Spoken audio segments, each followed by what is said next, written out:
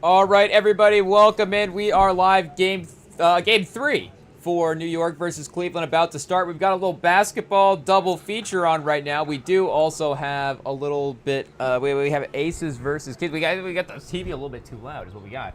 We got Aces versus Aces versus the Sparks on in the background as well too. The Kelsey Plum Revenge Series, of course, as I guess we're calling it, as they just continue to match up. I guess it's not their first game that they would have played since trading, but obviously that sort of former team matchup does continue to exist there. So we'll keep an eye. Shout out our Aces. Hopefully they do well tonight as well too. Shout out to Becky Hammond.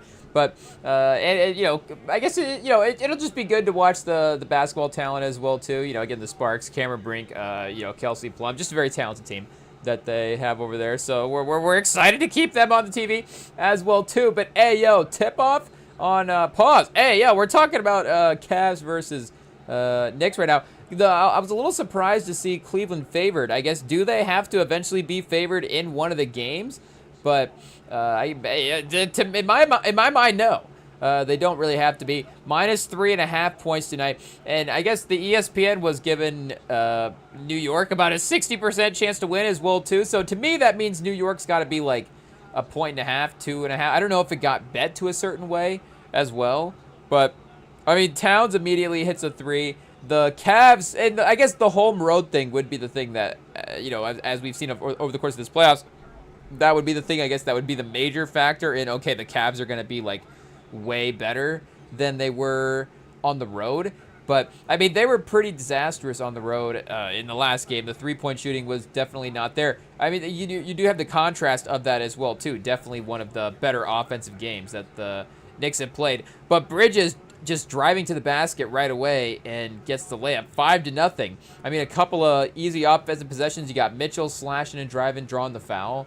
So, I mean, we know that the sort of Mitchell one-on-one every now and then game, as much as we love it, it's only effective, over the course of a playoff game for so much. I guess there is that potential that he could just, have an insane game as well, too. Early on, he's going to have to match. And back home at Cleveland, like, he has to perform at least one time. We're not saying, like, perform at least one time, but just in the course of the series, like, he has to have at least one major game for the Cleveland fans.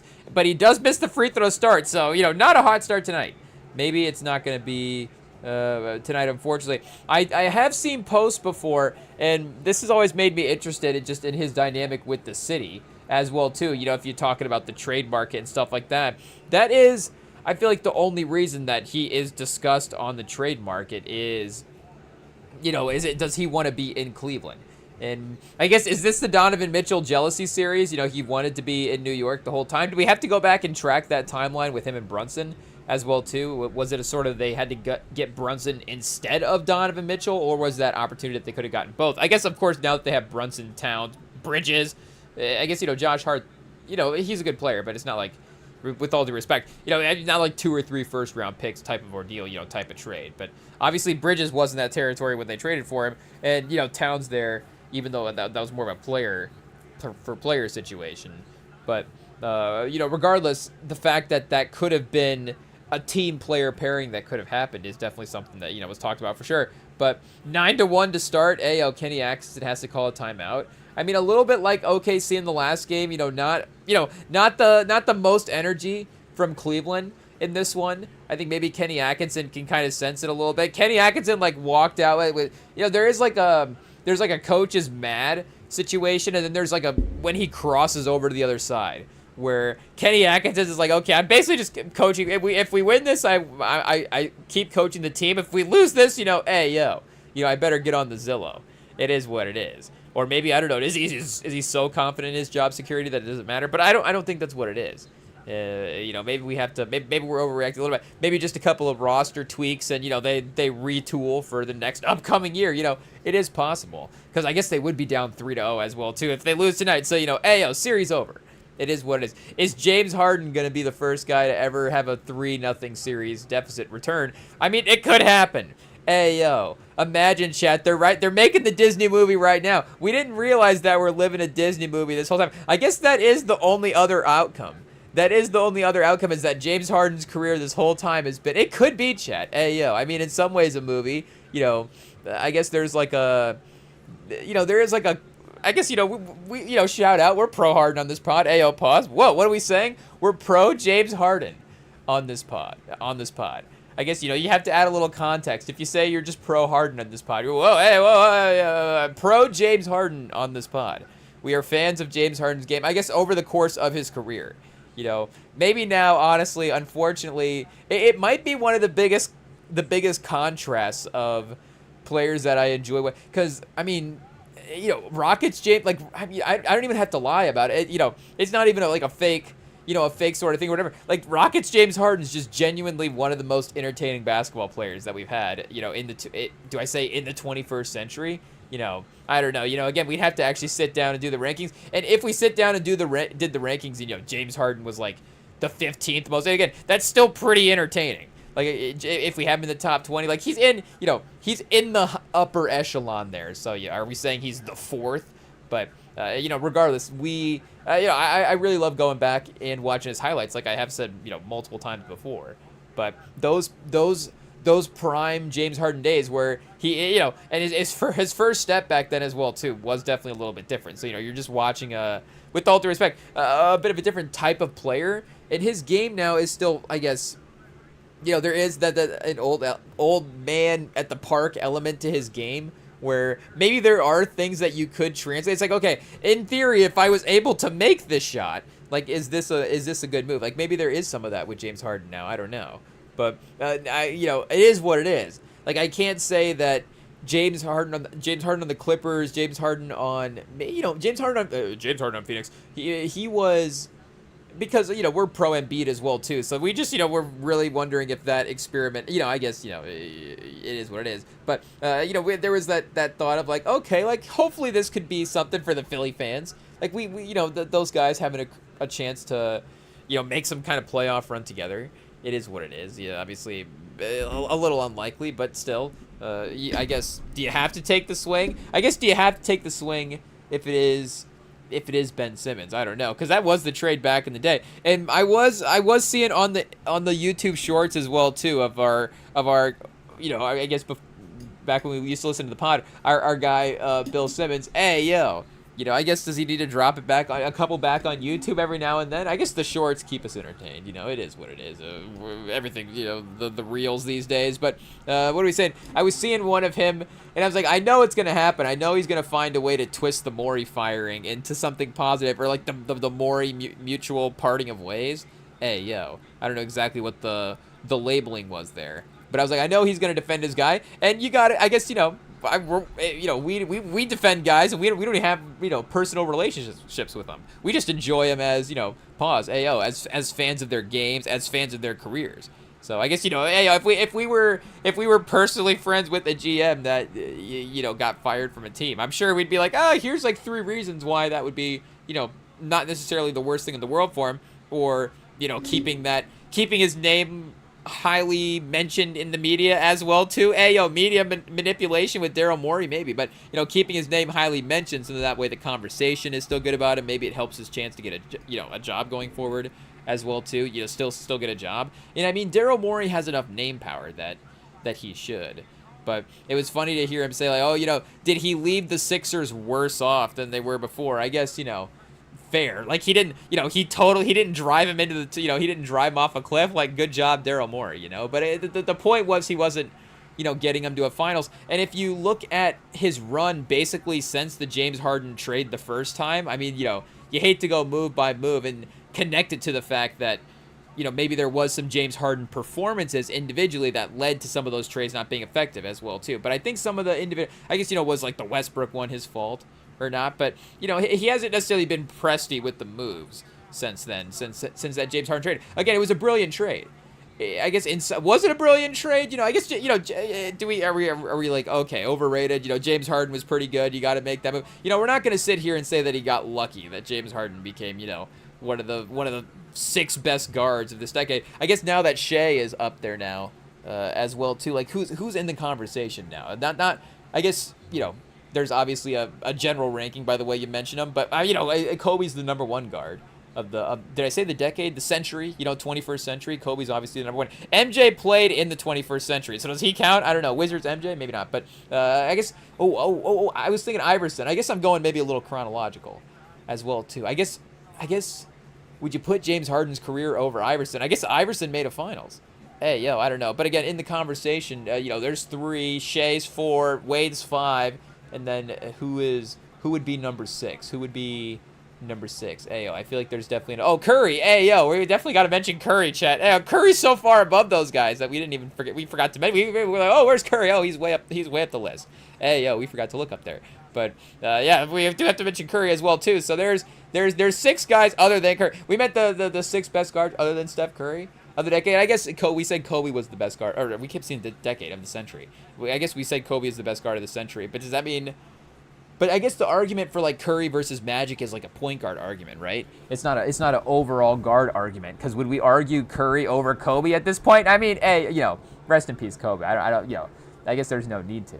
Yeah, well, we don't need to spark that debate up just randomly on a Saturday night. But, hey, yo, obviously, again, I feel like that's the tier of guards, though, right? Maybe Kobe and Steph are in their own tier. Is Wade in that tier as well, too? I don't know. Kobe and Steph and then the rest of the guys. But, those are the guys that, James Harden's in that tier with the best guards there. I guess, do we have to, is Clay in that tier as well too? Clay could be a little bit more forward-esque, but I feel like we can't forget about Clay.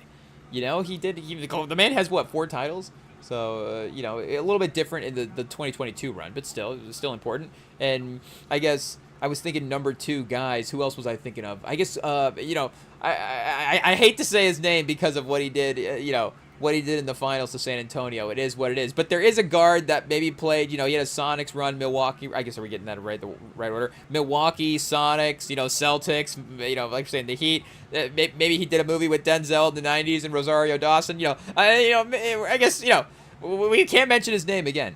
It is what it is, who shall not be named. But, I guess he does. So maybe we're in the next tier of guys now, Clay and that other guy. Hey, yo. But, they're up there as well, too, for best guards of the century for sure. There's definitely another one that I'm leaving. Oh, like Jason Kidd? Oh, like, has James Harden even had a better career than Jason Kidd?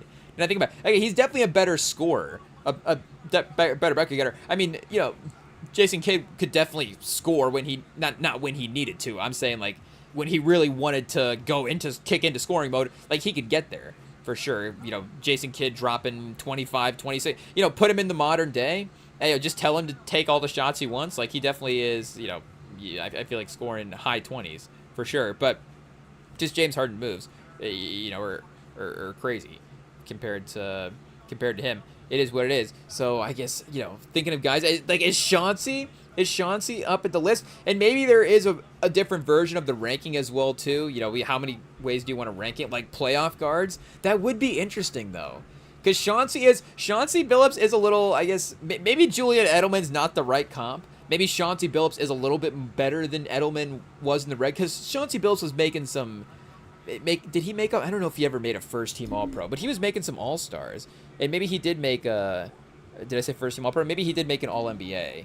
At some point, he definitely had to be a couple of third-team All-NBAs in there, a couple of second teams for those Pistons runs. So I don't know if, again, like Edelman was ever making second-team All-Pro for the Pats, but he is one of the highest in, what are we saying, for like playoff receiving yards of all time. Maybe I guess Rice is probably number 1, but he might be number 2. So yeah, Chauncey Billups was second-team All-NBA, third-team All-NBA, third-team All-NBA. So 3 times in his career was able to make it. Obviously, 5 or 6 conference titles runs as well too. What, two finals appearances because they won to the Lakers and then lost versus the Spurs. I mean, we just have to point that out, right? They won versus the Lakers but lost versus the Spurs. So the Spurs are a better dynasty, right? I mean, I hate to make it that simple, but the math is the math. The analytics, chat, they don't lie. It is what it is. I hate to say it, but your cards. Oh, now that don't DM us at Rem and Sam Pod with all of the stats about how the Lakers are better than the Spurs. We can cook up as many. We can go stat for stat over here with Lakers Spurs. It is what it is. But obviously, if we had to narrow it down to one argument, the Pistons beat the Lakers, but the Spurs beat the Pistons. So, obviously that means the Spurs are the better team of the 2000s. Because those would be the 3 defining teams of that era. So there you go, Chad. There's the argument. Settled, debated. Do we need to do the Rem and Sam pod versus 6 old heads? Hey, yo. I guess what's the what's like the what's the version where it's like the Rem and Sam pod versus 17 cardboard cutouts? Hey, yo, chat. We just fire up a question, fire up a debate, and then nobody responds. Maybe we're spoiling the video. I don't know. But it's like tell me I'm wrong. Tim Duncan's better than Kobe Bryant. Tim Duncan's the best player of the 21st century. And then all the cardboard cutouts, we just cut over there, and then all the cardboard cutouts are just standing there. And then we cut back and see, I guess I'm right. Next point. And then we just rip through the questions that way. Definitely a little bit, of a less heated video than some of the ones get. I don't know. Maybe we get some. I guess we don't want to get in AI. We got to keep it human, chat. Hey, cardboard cutouts. That's human, right? Because they did use that during COVID. I guess I don't know exactly. Hey, what else did they use during COVID? But the NBA used it? The NBA used cardboard cutouts as the fans in the stands. So I guess for this next pandemic, we have AI fans in the stands is basically the question, and for the NBA at that point, or will they still go back to the cardboard cutouts? I guess there was probably some like AI generated crowd noise because they were pumping in some cheering as well too. What we need to have happen, or I guess not have happen. I guess we're just locking it in. But what we need to have had happened, what would have been funny, I guess what's the correct way to say it? What would have been funny is if somebody had subbed in the old crowd noise, the crowd noise track for like an old laugh track, like I guess I Love Lucy was like a live studio audience. Like what show has a laugh track? Like I guess Friends had a laugh track, right? But there's also I guess a lot of those. That 3 camera setup. There was some live studio audience situations there for a lot of those. Obviously, the mockumentary styles and some of the other ones, those were actually being shot on sets and things like that. Not necessarily in front of people, I don't think. But a lot of the, again, a lot of just the basic sitcom style shows I feel like are filmed in front of people. But still, there is definitely laugh track situations being involved. I'm not sure. Maybe all of them. But but we needed like the laugh track in there. I mean, I feel like a team still needs to use it as well too. Like if somebody misses a free throw, sometimes they do like a wah wah wah. I don't know. Can we get like a DJ board up for the NBA arena? Like can we find like I guess Cleveland is up tonight. We could look for San Antonio, but Cleveland Cavs in arena DJ board. Hey yo, there's no way that this is just online that we could find. The Cleveland utilize. Oh, I guess it's just gonna give us the info. It's just like promoting what the equipment is. Hey, yo, you can buy it over here. But DJ Steph Floss, the longtime in-house DJ who manages player warm-ups and the in-game musical energy. So shout out to DJ Steph Floss. Hey, yo, seems like a Cleveland legend over there. I guess we can't necessarily get Cleveland in-arena sounds. Maybe this is just somebody filming a warm-up or something like that. So I don't know if we can get an actual soundboard request. We need somebody to post that. Hey yo, somebody post like some of the in-arena drops that we get. The experience is centered around the Humongatron. Hey yo, chat, that's lame. The Humongatron, get out of here. Get out of here. Jumbotron is such a great name for those screens. Hey, yo. I guess Megatron, chat. See, I mean, you could have gone Megatron. Boom. 2 seconds, we thought of a Humongatron. What is that? What is Humongatron, chat? That's a pause for one. Hey, yo, that's just some guy he's like, oh, what are we going to call it? I know we call it the Humongatron. Hey, yo. That's like a bad cartoon character. A bad Marvel villain. That's like a Marvel villain that they'll never use. Or the only person that would ever use that would be like James Gunn. You're like, why is he using Humegatron in Guardians of... I guess it would be Guardians 4 at this point, right? Guardians 4, never thought we'd be back. What's the name of that movie, chat? Hey, yo. Guardians 4, I guess... Well, I don't know if they all have, like, taglines like that.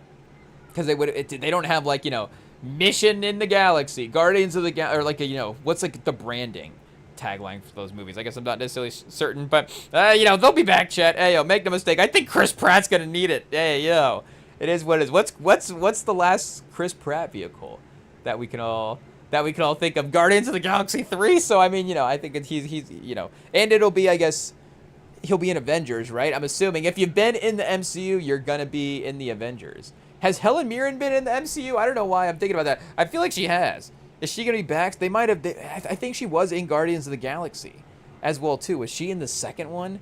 Hey, yo. Like, who's the most random person that they could bring back for Doomsday? Let me see. Helen Mirren, MCU. What did she do? They had Damon, of course, as, like, one of the famous, what do you say, like, little cameos that a guy has made when he's playing in the play in Loki. Oh, I guess it says Helen Mirren has not appeared in the MCU, chat. What am I thinking of? Hey, who has Glenn Close been? Maybe Glenn Close? I don't know. We just start looking up, iconic old white lady. Shout out. But, however, she is no stranger to broader comic book landscape. She notably entered the DCU. Oh, she's in Shazam?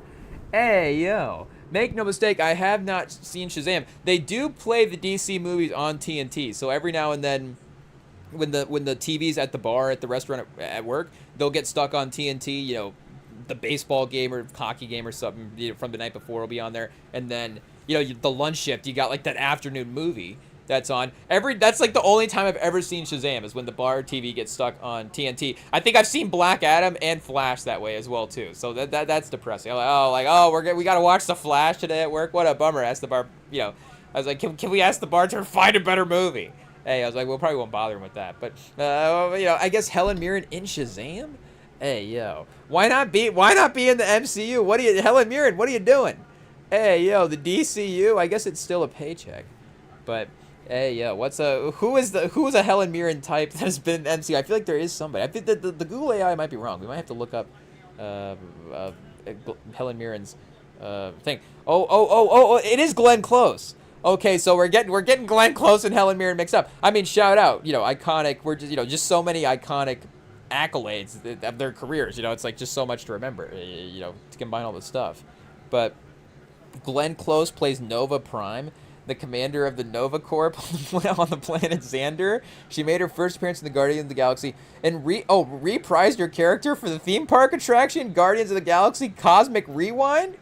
Hey, yo, is this video game Glenn Close right here? Is this, or what are we saying? Roller coaster. I don't know if that's a pause or not. Roller coaster Glenn Close, but I guess roller coaster chat. Hey, yo, just call it that. Guardians of the Galaxy, the Glenn Closter chat, the roller Glenn Closter. Hey, yo. I don't know exactly what the appropriate way to do that is. It's just like Glenn Close's head is like on the front of the roller coaster train. Hey, yo. I feel like it's one of those rides that's like a little roller coaster indoors, and it's like dark most of the time, but you pop out every now and then, like see a set, and it's like, oh, but maybe not. Maybe the Guardians get like an actual roller coaster, because it is like a space situation. Let me see. You have to look up Cosmic Rewind coaster. Let's see what we get here. Is it going? A massive... Oh, it is a massive... Oh, it's a spinning roller coaster. Hey, yo, I don't know about that. Some of the spinning stuff is a little tough. Oh, okay. It is in carts, though. So I guess we don't know exactly how this works. This is the track right here. Is this under construction? I guess the picture's kind of blurry. Hey, yo, you go into outer space? Is there like a 3D screen, maybe, that you go see the stuff on? I guess there is some kind of... Oh, this might be in, like, the waiting room. There's, like, a, I guess, display table situation that you can go look at. I mean, we were able to go to Disneyland one time when we were kids. I mean, we only went one time. It's not a closed trip, so it's not like, we were right there and just never went. But we did make the trek out one time. And I guess, we weren't like the type of Disney kids that were like, we have to, Disneyland's the #1 destination. We have to be there all the time. I mean, it was fun. Again, if we had been around, I'm sure we would have gone back a couple times. But, again, we were able to experience the magic of Disneyland at least, one time. I don't know if that's a pause, but, again, we were able to make the trek out to Cali. Hey, yo, going back to Cali for Disneyland, we never did.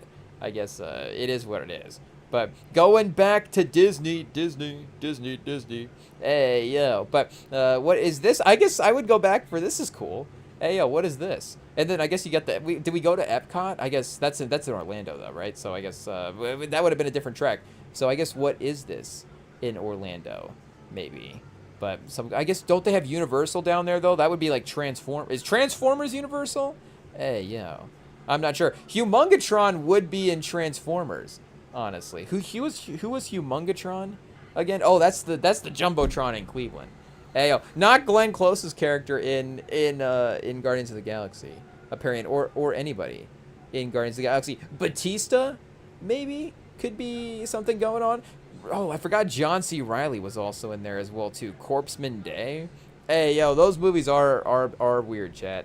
It is what it is. I mean, they're fun for sure. The weirdness is the charm of the movies, but they are weird. That is for sure. But except for Glenn Close, you know, she's great. Shout out. Really nailing the portrayal of Nova Prime. I mean, Chad, look at that. Looks just like her from the comics. So that might be Glenn Close, just a comic book picture of her there. Who's to say? And I like that they do some of that stuff now. Yeah, like see this? Is this what they make her look like now, or is this what she's always looked like? Hey, yo. I mean, I guess I'm sure that she always was, you know, some type of older white lady. But what are we saying for like, was she a Glenn? Which I guess are they all Glenn? If Helen Mirren, Glenn Close, I guess maybe they are all kind of the same. I don't know. Meryl Streep, hey yo. At least maybe I don't know. There was a late in the '80s, I guess, '80s and '90s in some ways, but I guess a lot of those there was like a lot of '80s runs. Meryl Streep, obviously, I guess all of them, you know, iconic all the way through.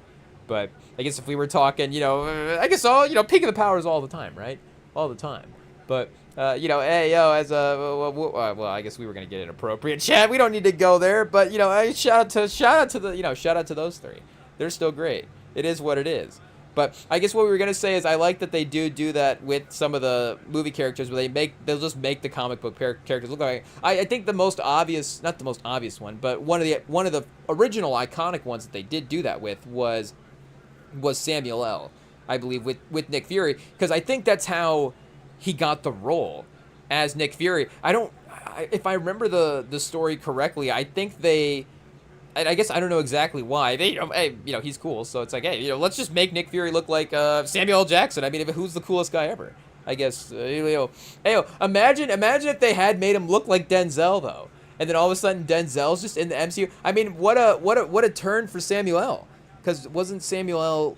taken along? I guess they do say. Well, I guess they do say. You know, I feel like listen to the rewatchables. They talk about how like Lawrence Fishburne. How like Samuel L. got a lot of the Lawrence Fishburne parts back in the day, but I feel like Denzel might have gotten a lot of like the Samuel L. parts as well too. I don't know if Samuel would have quite gone for. Would Samuel have done Malcolm X? Ayo, I feel like Fishburne low-key would have been second if we were ranking those three guys for Malcolm X. I feel like Denzel, Fishburne, and then Samuel L. But all the action movie type of roles, I feel like, you know, Samuel L. is right up there with Denzel. In doing all that stuff. I mean, he doesn't necessarily get, because he does get a little, like the exaggerated Samuel L. is a little bit more exaggerated than exaggerated Denzel, if that makes sense. But I feel like they're still in a similar lane with the energy that they bring on screen. Again, for a lot of the, like you're telling me Samuel L. couldn't have been on Man on Fire? Like he's not, you know, doing the revenge plot in the same type of way. Again, there may be some bigger scenes, and I do feel like Denzel's ability to connect with the people in that. Let's say that Samuel couldn't do. Like Samuel's definitely doing it, but pause. Hey, speaking of doing it, they might have left a couple scenes of the movie if it was up to Samuel. But what are we saying for? I guess we have to get back on track now. For the action stuff, I guess we'll just start there again. You know, for the action stuff, he's definitely being able to accomplish a lot of that. But I guess like we were saying, like the connection with the kid that he's the security guard for in that, like that human element, of course, is one of the reasons that Man on Fire is a little bit more elevated than a lot of the other, you know, action. You know, it's the reason of the Man on Fire, Deja Vu kind of Tony Scott combo that he did there in the 2000s. It's the reason that it sort of stands out, I think. Again, in public opinion, personally for me, you know, what are we saying? Do we watch Deja Vu more? And I guess, you know, Deja Vu is not like a as not like a specific character in some type of ways. Like, I feel like a lot of people could have played in Deja Vu. Like, it's great that Denzel was in it, but I feel like, again, it's not that part's not like Denzel needed to be in that. I mean, he elevates that part because, again, it's like this guy's just like, sit around and watch Paula Patton, and Denzel, I guess, is able to do something with it. So Samuel's going to do it. There might be a couple, there might be a couple more quips if it's Samuel. Again, like, Denzel is definitely giving you, he's definitely funny. Like, watch Training Day. Hey, yo. Or, any Denzel movie. He's bringing humor. Equalizer, I guess, he's actually pretty, he's pretty straight in the Equalizer. It is what it is. But, I guess, Samuel L. and Ricochet. Hey, yo. And speaking of Training Day, though, I think Samuel, like, could have done Training Day. Like, obviously, it's not going to be as good as Denzel. But, again, like, it's different. It's different. It's fine. Like, that would be one where if we were ranking, again, Denzel, if we were ranking Denzel, Samuel, and Fishburne for Training Day, I feel like that's the order there. Again, like, Fishburne definitely does it, but, for that specific role, again, Denzel won the Best Actor for it, but Samuel would have, I think, personally for me, been a better choice than Fishburne if we had to, narrow it down between those two, I guess, or just to compare those three again. But I guess the point was the MCU, like, not originally, but at one point they drew the Director Fury character to look like Samuel, and he was like, you can do that as long as I can just be the movie character, which is like, obviously such a brilliant strategy for Samuel, because now he's part of the, most highest grossing franchise of all time in some ways. And again, like, I'm not saying, Samuel needs to be in a supporting role in that franchise. Maybe there is a more elevated, superhero role that he could have been. Could Samuel have been like War Machine or something as well too? Like, again, there's other, or just any other superhero. Could Samuel have been Captain America? He could have been anybody. But again, he's just perfect for that role as well too. So that is almost like the Alfred of the DCEU, or the Michael Caine of the DCEU, where it's like, or the MCU, where it's like Michael Caine is such, and I guess that's not necessarily the modern day DCEU, but still, what are we saying for that side of the comic book stuff? Obviously, that's like maybe the best casting ever in movie. That might be just the single best casting in movies ever, is Michael Caine as Alfred. But and there's I guess, like the OG Alfred in the show is pretty good too, though. I don't know exactly what his name is in real life, but he is really good. He does bring that same type of charming, British energy. Hey, yo. Again, obviously, Alfred could be anybody, but just those two guys have done a great job at portraying it. And there has been similarities in their portrayal. Hey, yeah. But, again, that's definitely a perfect one. But Samuel is right up there as well too. I mean, the MCU obviously got a lot of the castings right with the characters. I mean, they still have done a good job of that for the most part. I can't think of, and I guess, we wouldn't necessarily be the ones to say, oh, who is this person like most like on comic book? Maybe Pedro Pascal as Reed Richards. It feels like people have kind of been like, was that necessarily perfect? I don't know, but I threw that movie on one time. It was good. Hey, I guess did I really pay attention to it? I don't know. Oh, that does remind me, though. I guess speaking of random movies, and, to go to something we were mentioning a couple live streams ago, we were talking about the fact that they just used to make movies with anybody, and just anybody could star in a movie. It's not that anybody would be in a movie. It's that they would just make a movie with somebody as the star of the movie. And just be like, okay, the one that we were specifically mentioning when we were talking about this, I don't even remember the name of it, again, as well, too. But I do remember that it was starring Praz from the Fugees. So, again, shout out. Obviously, the Fugees is one of the, most popular rap groups of all time. I guess, are they the second behind Outkast, maybe? I don't know. But they were they a little bit before Outkast even? I guess 96 was because they dropped the score the same day as All Eyes on Me, right? So 96 would have been the anniversary for that. So I guess, we're in the anniversary year for that as well too. But again, shout out to Praz. But obviously, I feel like there is a little bit of a ranking with the Fugees members. It is what it is. But he did star in a little movie. He was in Mystery Man. Turn It Up. That's right. It was Praz and Ja Rule, and Faith Evans and Jason Statham. So again, this movie is stacked. We still haven't watched it yet. Unfortunately, it is what it is. I haven't thrown it on, but I'll correct that soon. But Tubi, we stumbled on another one on Tubi. We stumbled on another one where I guess, let me see if I can remember. It's called Simon Says, S-E-Z. Yeah, here we go. 1999 action film by Kevin Allen Elders. Ayo. But I'll give you guys 3 guesses to figure out who stars in Simon Says. A 1999 action film. If there's any way that you guys know what this movie is, then, shout out. You're obviously locked in. But, and, I'm not saying we're like the biggest cinephiles over... Cinephiles? Am I saying that right? Yeah, cinephile. I'm not saying we're the biggest cinephiles over here. I feel like we need to find a different term. Hey, yo.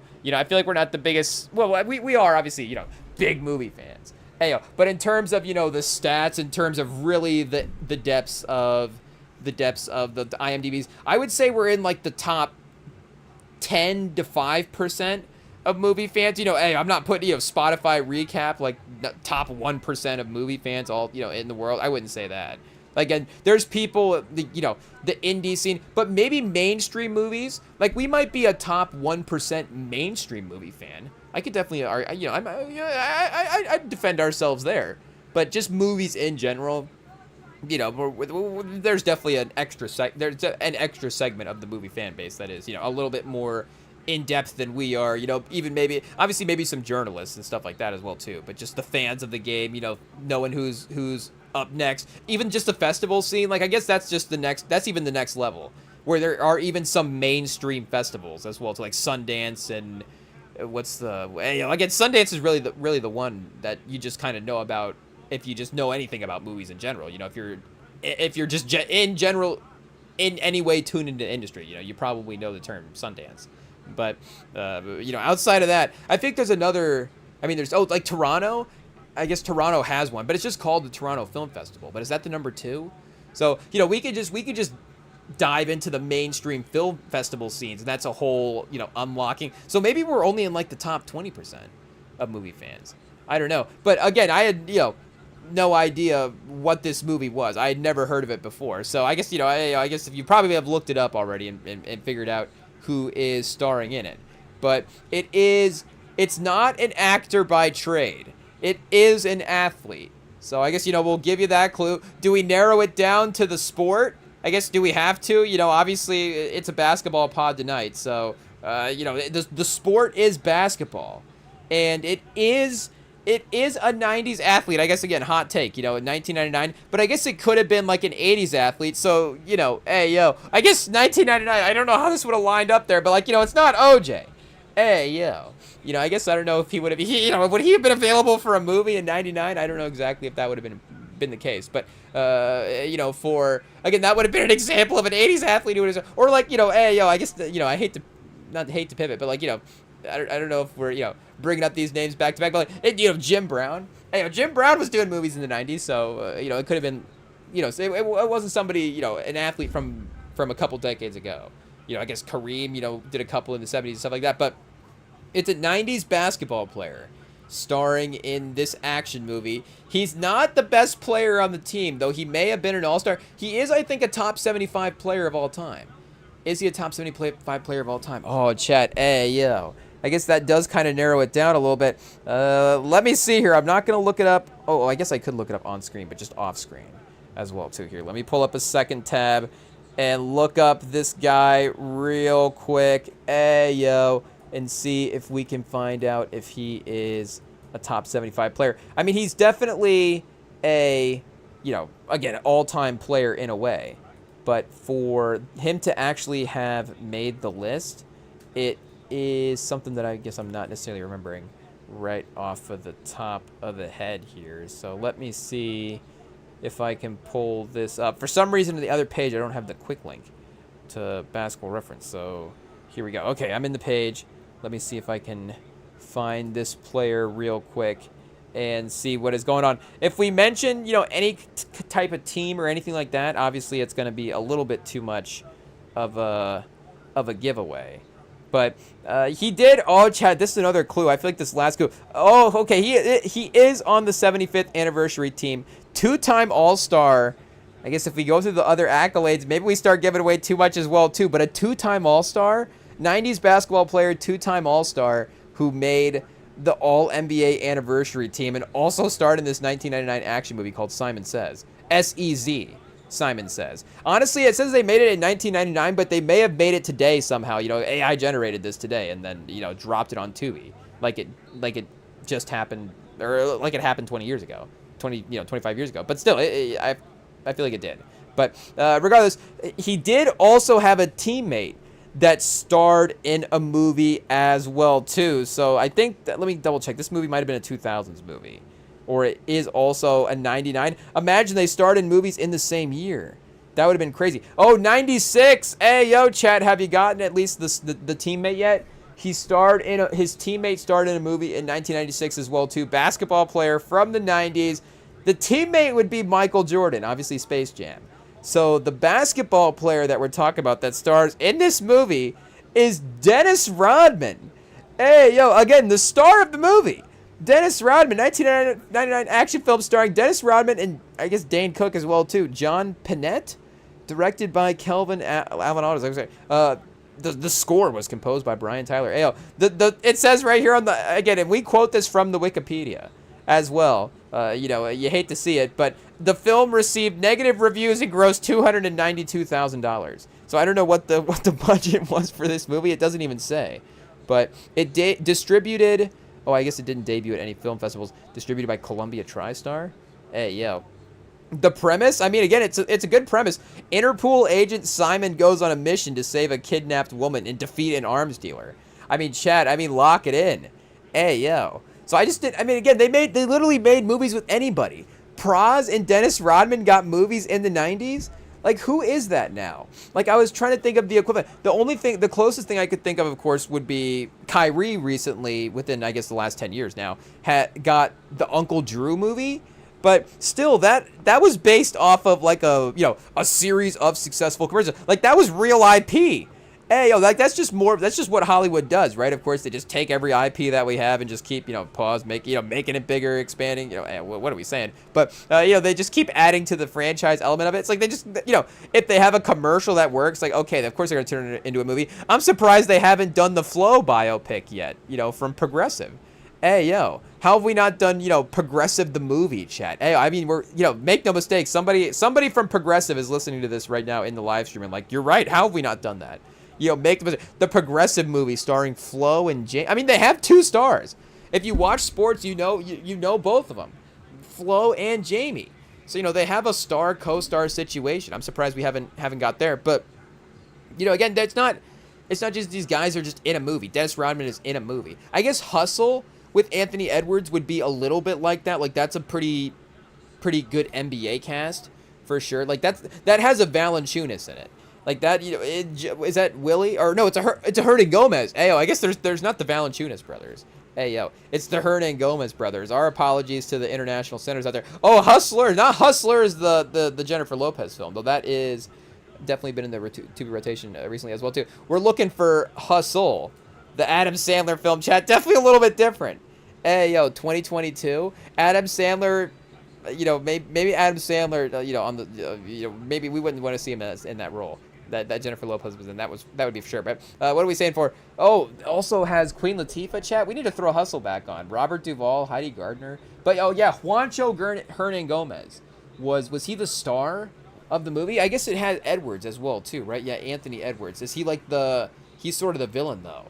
So I guess this is the closest thing that we get to it, but also you have Sandler driving the film. Again, in Simon Says, there's no, I guess Dane Cook maybe is the Sandler in this situation. Is 99 Dane Cook similar to 2022, Sandler? I'm, not talking in terms of style. I think Sandler's like the nicest guy in the industry. So, again, if we're talking about opposite ends of the spectrum there, I guess I don't really know anything about Dane Cook. I just feel like his name is out there as like a kind of like a little bit of a bit in some ways. Again, I don't really know what it is. I think it hasn't really made its way to our generation. Again, like the name definitely has, and it's like, okay, we know that, Dane Cook, that you guys make fun of him. But again, it's just ignorance. I just don't know what's going on there. So, we got to click into the Wikipedia page and see maybe. But, again, just in terms of popularity, I guess Dane Cook, with all due respect, he, probably know Adam Sandler, right? Maybe a little more popular stand-up? I don't know.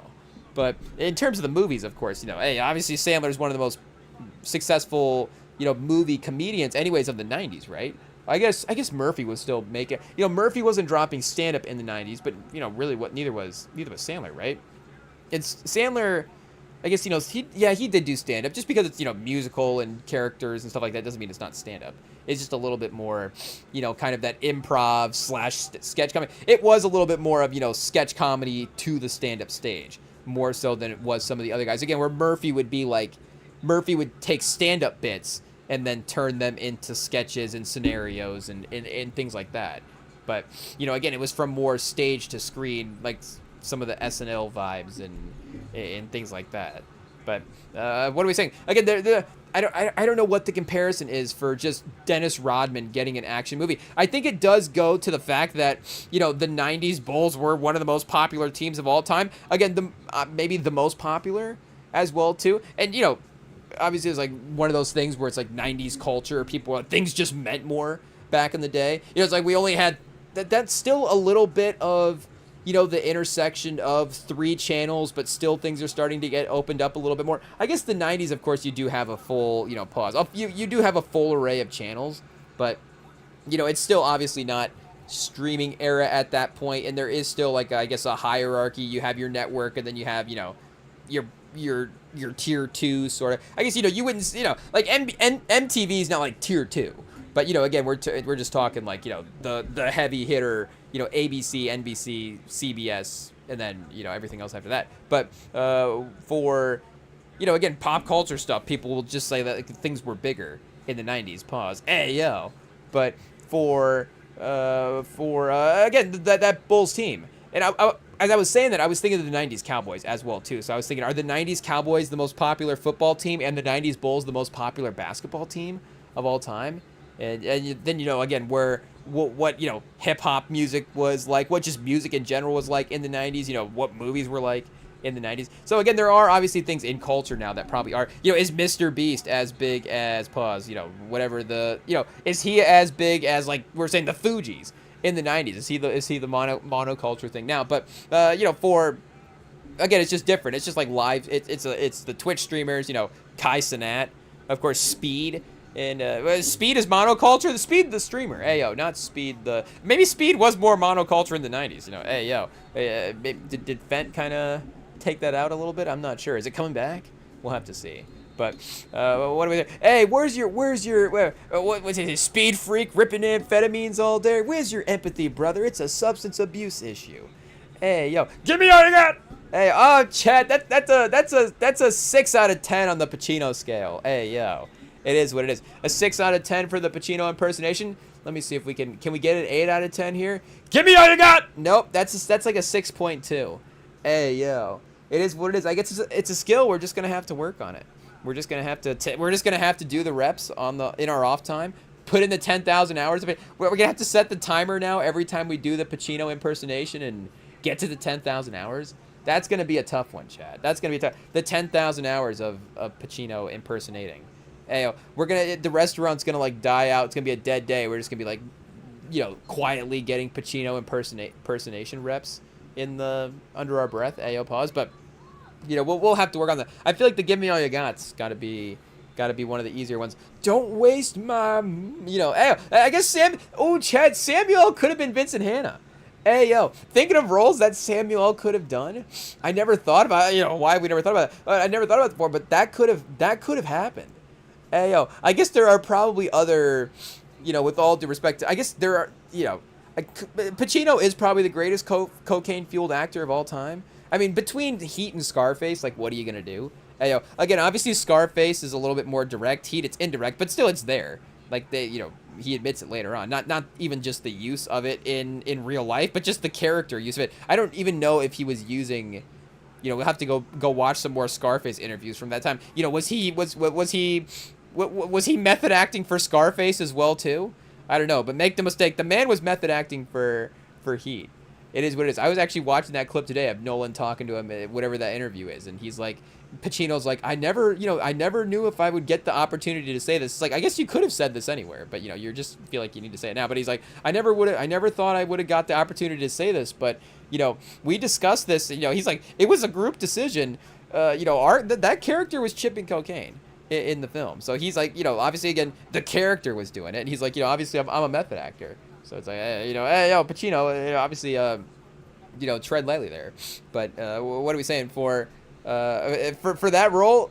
Maybe for that line delivery as well too. Samuel could have definitely done that. But you could see it. You could see it when Samuel's talking to Hank Azaria, and it's like, she's got a Greta. Like, he could get there.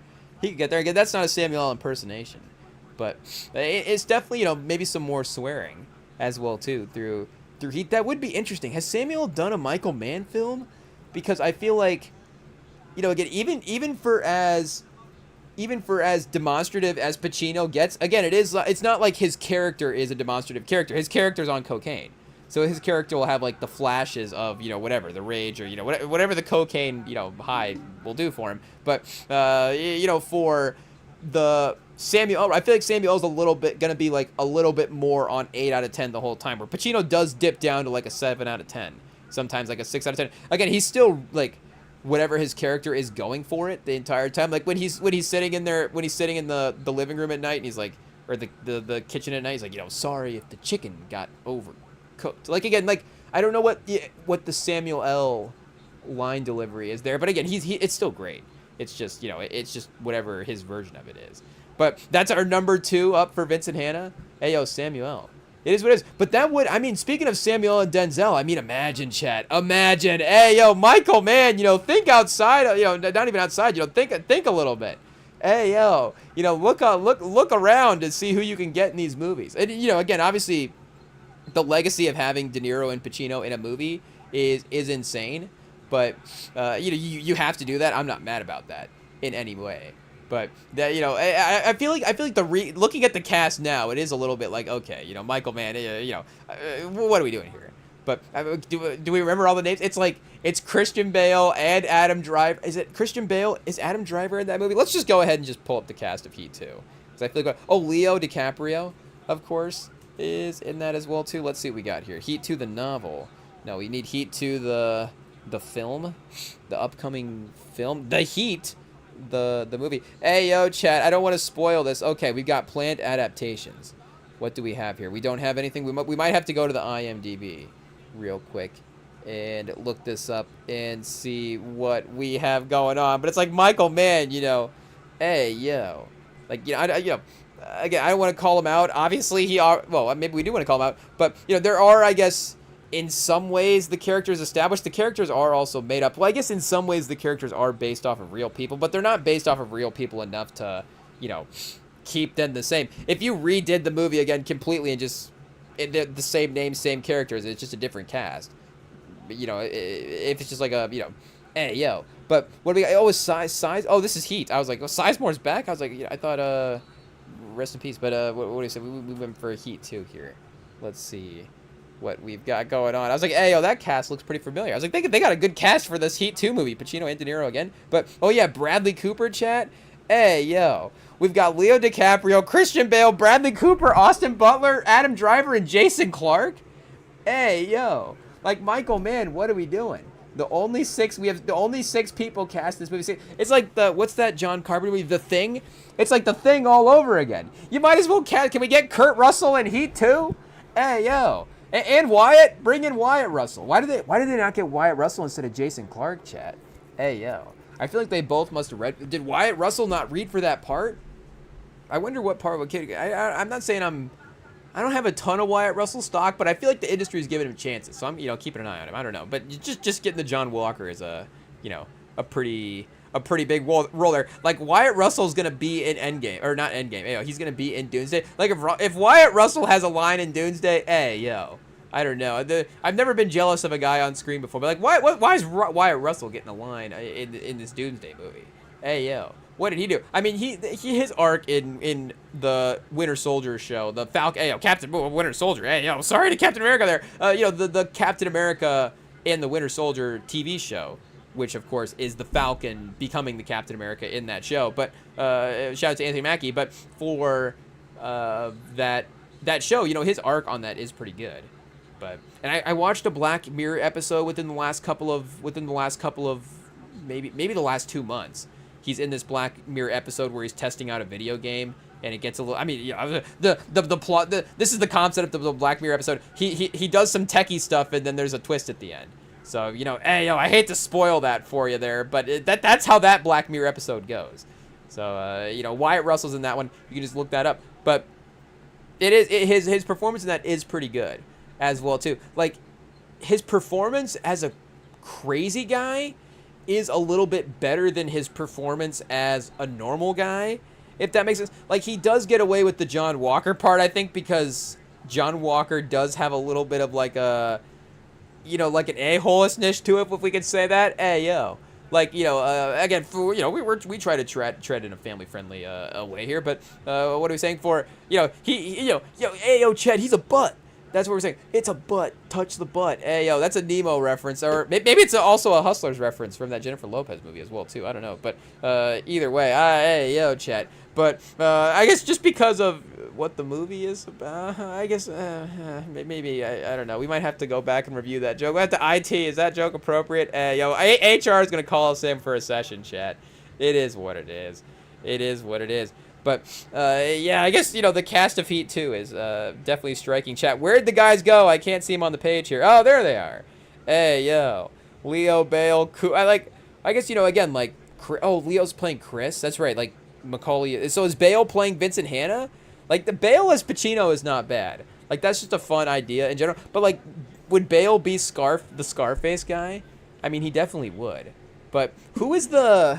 I don't know why I just randomly thought about this, but maybe because I saw, did he do an article recently about something? But who was the guy in Babylon? Ayo, not the Empire, the 2022 movie, or Empire, the show as well too. Shout out to Terrence Howard. But yeah, Babylon with Margot Robbie. Diego Calva, chat? Yo. I guess I don't know if he's like specifically Puerto Rican. Okay, it says he's a Mexican actor, but still a little bit closer to the Puerto Rican is a... Carlito is Puerto Rican. Like we're talking like the real people. Mr. Carlito's Puerto Rican. Carlito Brigante is Puerto Rican, so he plays a Puerto Rican there. But what is Tony Montana? Oh, he's Cuban. That's right, he's Cuban. So I was like, well, where's he from? But yeah, he's from Cuba. So I guess we're getting closer there, Chad. I'm not trying to maybe I'm doing the other thing now where it's like, oh, this guy can play the Cuban. But I guess in an attempt to could he be Scarface? Yo, Diego Calva as Scarface? Yo, Hollywood, what are we doing? I guess I did also, in re-listening to another pod, that we were listening to, this was from, I even forget, maybe this was after Black Panther, because this is in reference to Michael B. Jordan. They weren't talking about Scarface specifically, but it was just in the conversation that they were having back, in that time. The conversation of the fact that Michael B. Jordan was up for Scarface, was a topic that was brought up. So I don't know exactly how real that is, and that would be cool as well too. Again, any actor, I guess, could play Scarface. Well, maybe again, not any actor, but there are a lot of actors that could do a great job as Scarface. Is Michael B. Jordan playing a Cuban in that movie? Hey, yo, Michael B. Jordan with a Cuban accent, but I guess maybe it's just maybe he's Haitian. I don't know. Hey, yo, Chatter, I guess I don't know what I'm allowed. Hey, yo, maybe we're not allowed to make casting decisions on this Haitian Scarface. Hey, yo. I mean, Haitian Scarface, though. I don't know, Chad. I don't know. That is Belly, though. Is that not Belly in some ways? Because Belly does have, I think Belly is kind of, that scene is like a kind of a Scarface scene, right? Where the one guy gets taken over. Hey, yo, now we're looking up the Belly cast. It is what it is. Obviously, shout out to Nas, rest in peace DMX. But who is the other guy? Hey, yo. Xavier Simmons is the guy that maybe we're thinking of. We're going to have to throw Belly back on, chat. Hey, yo. Give this a spin. Kurt Lauder? Hey, yo. Kurt Loder? Is that a real guy? But, yeah, we need to... I think that shootout scene in Belly is a little bit... that one shootout scene, obviously there's a couple, but that one where they're in the mansion is, I think, a little bit of a Scarface homage there as well too. So, hey, Chad, we're a terrible person. We're a terrible person. I'm just, I'm trying to get Michael B. Jordan to be Scarface. Hey, yo, I'm trying over here, Chad. Maybe that's the problem, is we get to be trying a little bit too hard. Maybe I don't. What's the, hey, yo, Jack Nicholson, Chad, as little as possible. Hey, yo, as little as possible. But hey, maybe that's the best way to help out, just in general sometimes. But either way, I'm trying to get, I'm trying to get him a role here. Diego Calvia, Scarface would be fun. I could see it. I could see it. So, and again, that would be, I feel like he just did an article recently about something about, I don't remember exactly, but, it was being a one-hit wonder. That's what it was. He said he didn't want to be a one-hit wonder with Babylon. I guess, do we have to tell him, was Babylon a hit? I don't know. No, Babylon's good. I like Babylon. I like that movie. It is incredibly long, though. Pause. Hey, what are we looking at here? I mean, Chazelle. Damien Chazelle. I mean, after La La Land and, winning the Oscar, he did go Whiplash and La La Land back to back. So, like, the Oscar cachet, the movie making cachet there is pretty strong. Like, I guess Coogler.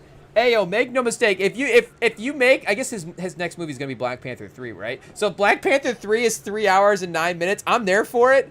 But I feel like if we're gonna learn a lesson from the follow-up movie of, like, the transcendent hit La La Land, Sinners kind of, I guess, Sinners is so much better than La La Land. It's not even close. But again, just for what it meant for the director as well, too. And Coogler had a little bit more of a run. I guess Whiplash to Black Panther, and then, see, Chazelle would have been, like, Coogler had a little bit more cachet at that point, a little bit more under his belt for movies that he's done. He also had Fruitvale Station and Creed, and, another Black Panther movie that we said, rips as well, too. That movie's great. But, 3 hours and 9 minutes for Babylon, like, there's no need.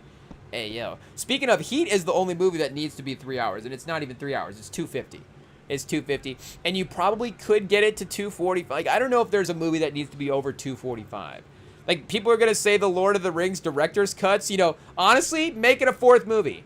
Hey, yo, that's what they're doing in 2026 anyways. They're looking back at the Lord of the Rings like, how do we waste this opportunity? We have 16 hours of movie here, and we only dropped 3 of them?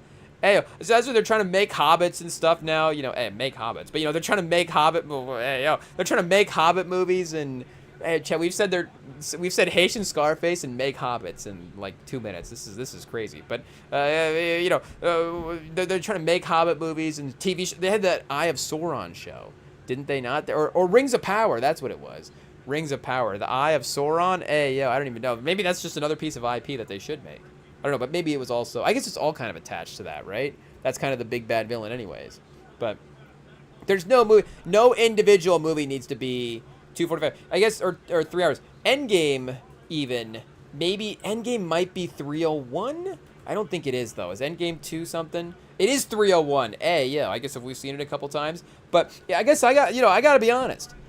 Like, Endgame is not a movie that you spin. It is a movie that is on, like, TNT. Again, it's in the TNT rotation a little bit, so you'll see it on there. But outside of, maybe let me watch a scene or two on TV, like, I'm not spinning the whole 3 hours of Endgame. Again, it makes sense for the theatrical experience. It makes sense for the closure of the stories. And, the last hour really, the last hour, maybe the last 50 really do go for that movie. So, if they were able, again, to just somehow take 30 minutes out of the movie, 50, are we saying they need to take 15? But still, I'm sure you could lose 15 minutes somewhere in Endgame, though it is pretty tight, though, pause. It is, there is a lot going on, I guess we should say. So, they do definitely need the runtime there. Again, they probably could have done 3 movies as well, too. 3 more Avengers movies to end it. But, Infinity War is the one that if you're going to spin Avengers movie from that time, from that, sort of all the end of the era in a way. Not the end of the era, but, the end of that saga. If you're going to spin an Avengers movie from the end of that story saga, you're going to spin Infinity War. Because it is just a little bit more, it's a little bit more manageable of a movie. Hey, like, it's still, got to be over 2 hours, but it might just be like 229. So again, it is manageable. It's definitely an epic action movie, but a little bit more decent. Hey, yo, it is what it is. So I guess, is Heat 2 going to be, Heat 2 is probably going to be like 304 or something like that. If we get a 3 hour for Heat 2, like Oppenheimer, again, Oppenheimer. Who like actually rewatches Oppenheimer? Hey yo. It is what it is. I guess, again, it's probably got some scenes that you go back to. Obviously, the test scene. But what are you saying for? Now we're thinking about some of the scenes from Oppenheimer. Hey, it is what it is. But what are we saying for that movie? It's not watchable. Hey, there's no watchable 3-hour movie. It is what it is. That's not even a hot take. That's not even a hot take. Nobody's actually watching a 3-hour movie. Again, who outside of the Lord of the Rings fans? Ayo, I guess we can call them, nerds or whatever, but we know non-nerds that like Lord of the Rings. So, obviously we have to maybe reevaluate. It is what it is. But regardless, I guess keep your movie under 3 hours. So a little lesson for Hollywood. I don't think it's not necessarily too much of an issue. And obviously with like limited TV shows, now you just make that a TV show as well too, if you're gonna be into that 2-hour type of time frame.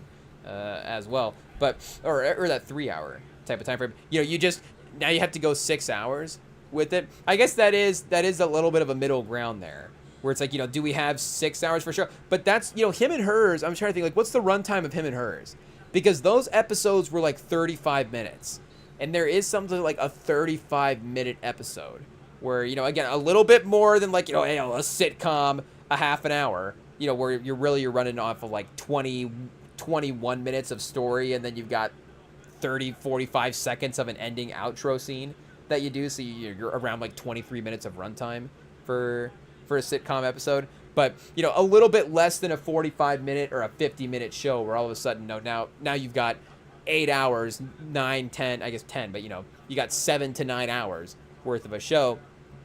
35 minutes for 6 episodes.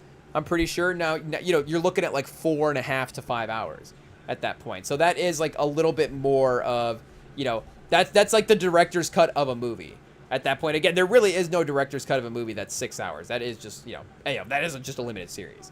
It is what it is. Even the Snyder cut is 4 hours, right? How long, pause. How long is the Snyder cut, chat? Are we allowed to look that up? How long is the Snyder cut? There we go. Of the Justice League, the actual one or the one that got released? 4 hours, 1 minute, and 28 seconds, chat. There's just no need. There's no need. What are you possibly doing? I hate to say it. Do we have to go back and just reread the plot of Justice League real quick? Spoiler alert for Justice League. Like, what is possibly going on? Thousands of years ago? Oh, okay, so there we go. He's got to cover thousands of years. We get it now. That makes total sense. Actually add another hour. Make it 5.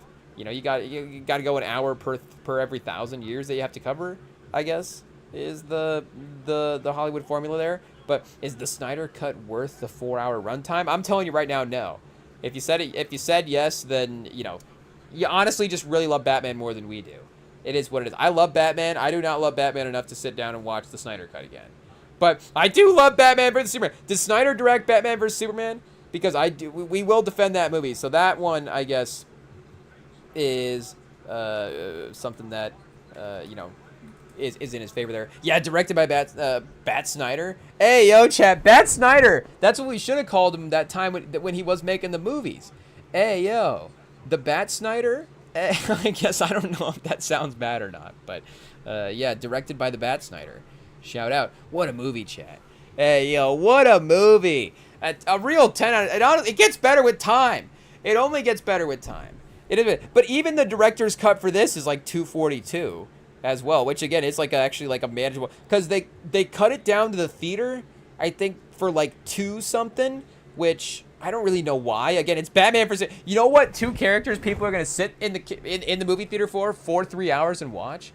Batman and Superman. Again, they would be up there. Neil Macaulay and Vincent Hanna, like, but the De Niro Pacino version, we would give them 3 hours of screen time. Again, the Denzel Samuel version of the actors, we'd give them 3 hours of screen time, and then after that, in real life, it goes to fake movie characters. It has to be Batman and Superman. Maybe like a James Bond movie we would see for 3 hours, but maybe only Batman as well. Could we get us 3 hours Spider-Man movie? Like a 3-hour Spider-Man movie would be quite the haul.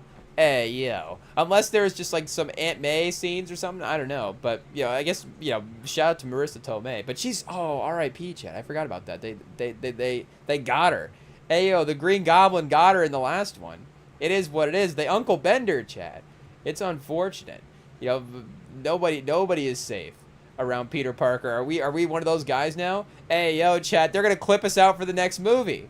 Hey, yo, they're going to cut to the Remington pod. Peter Parker's going to be going through the reaction. We're going to be like, nobody is safe with Peter Parker. And then we'll be the last ones on the screen, and then his face will be like getting sad. And then he'll turn his phone off. He'll be like, oh, man. It's like, oh, I'm not doing my job right. I'm going to have to, get some wisdom from an older veteran in the game and figure out how to do the job. Or do they have is there another Avenger in this? Because even in the last one, they had Doctor Strange. I mean, Tom Holland, chat, ayo, hot take, can't carry a movie by himself. Ayo, you gotta have RDJ and the Doctor Strange, and then Tobey Maguire and Andrew Garfield in all these movies. Ayo, I guess No Way Home you do have Gyllenhaal as the villain, so that's not like him not, what are you gonna cast a bad villain to prove that Tom Holland can carry the movie? Like, yeah, ayo, he's starring. So is that No Way Home? Am I getting that right? Whatever the one with Gyllenhaal is. Honestly, that might be one of the best Gyllenhaal performances as well, too, now that I'm thinking about it. But what are we saying for, well, not really, but maybe, who knows. But either way, we're getting sidetracked. It's halftime for Cavs versus the Knicks. Are we even paying attention to the game? Chat, we'll try more for the second half, I guess. We've still got Vegas versus the Sparks as well, too. In the background, Vegas is winning now, so that's good. Shout out. 57-56, but we'll be right back with more second half basketball, or I guess the second half basketball. We were not quite there yet, but second half basketball right after this.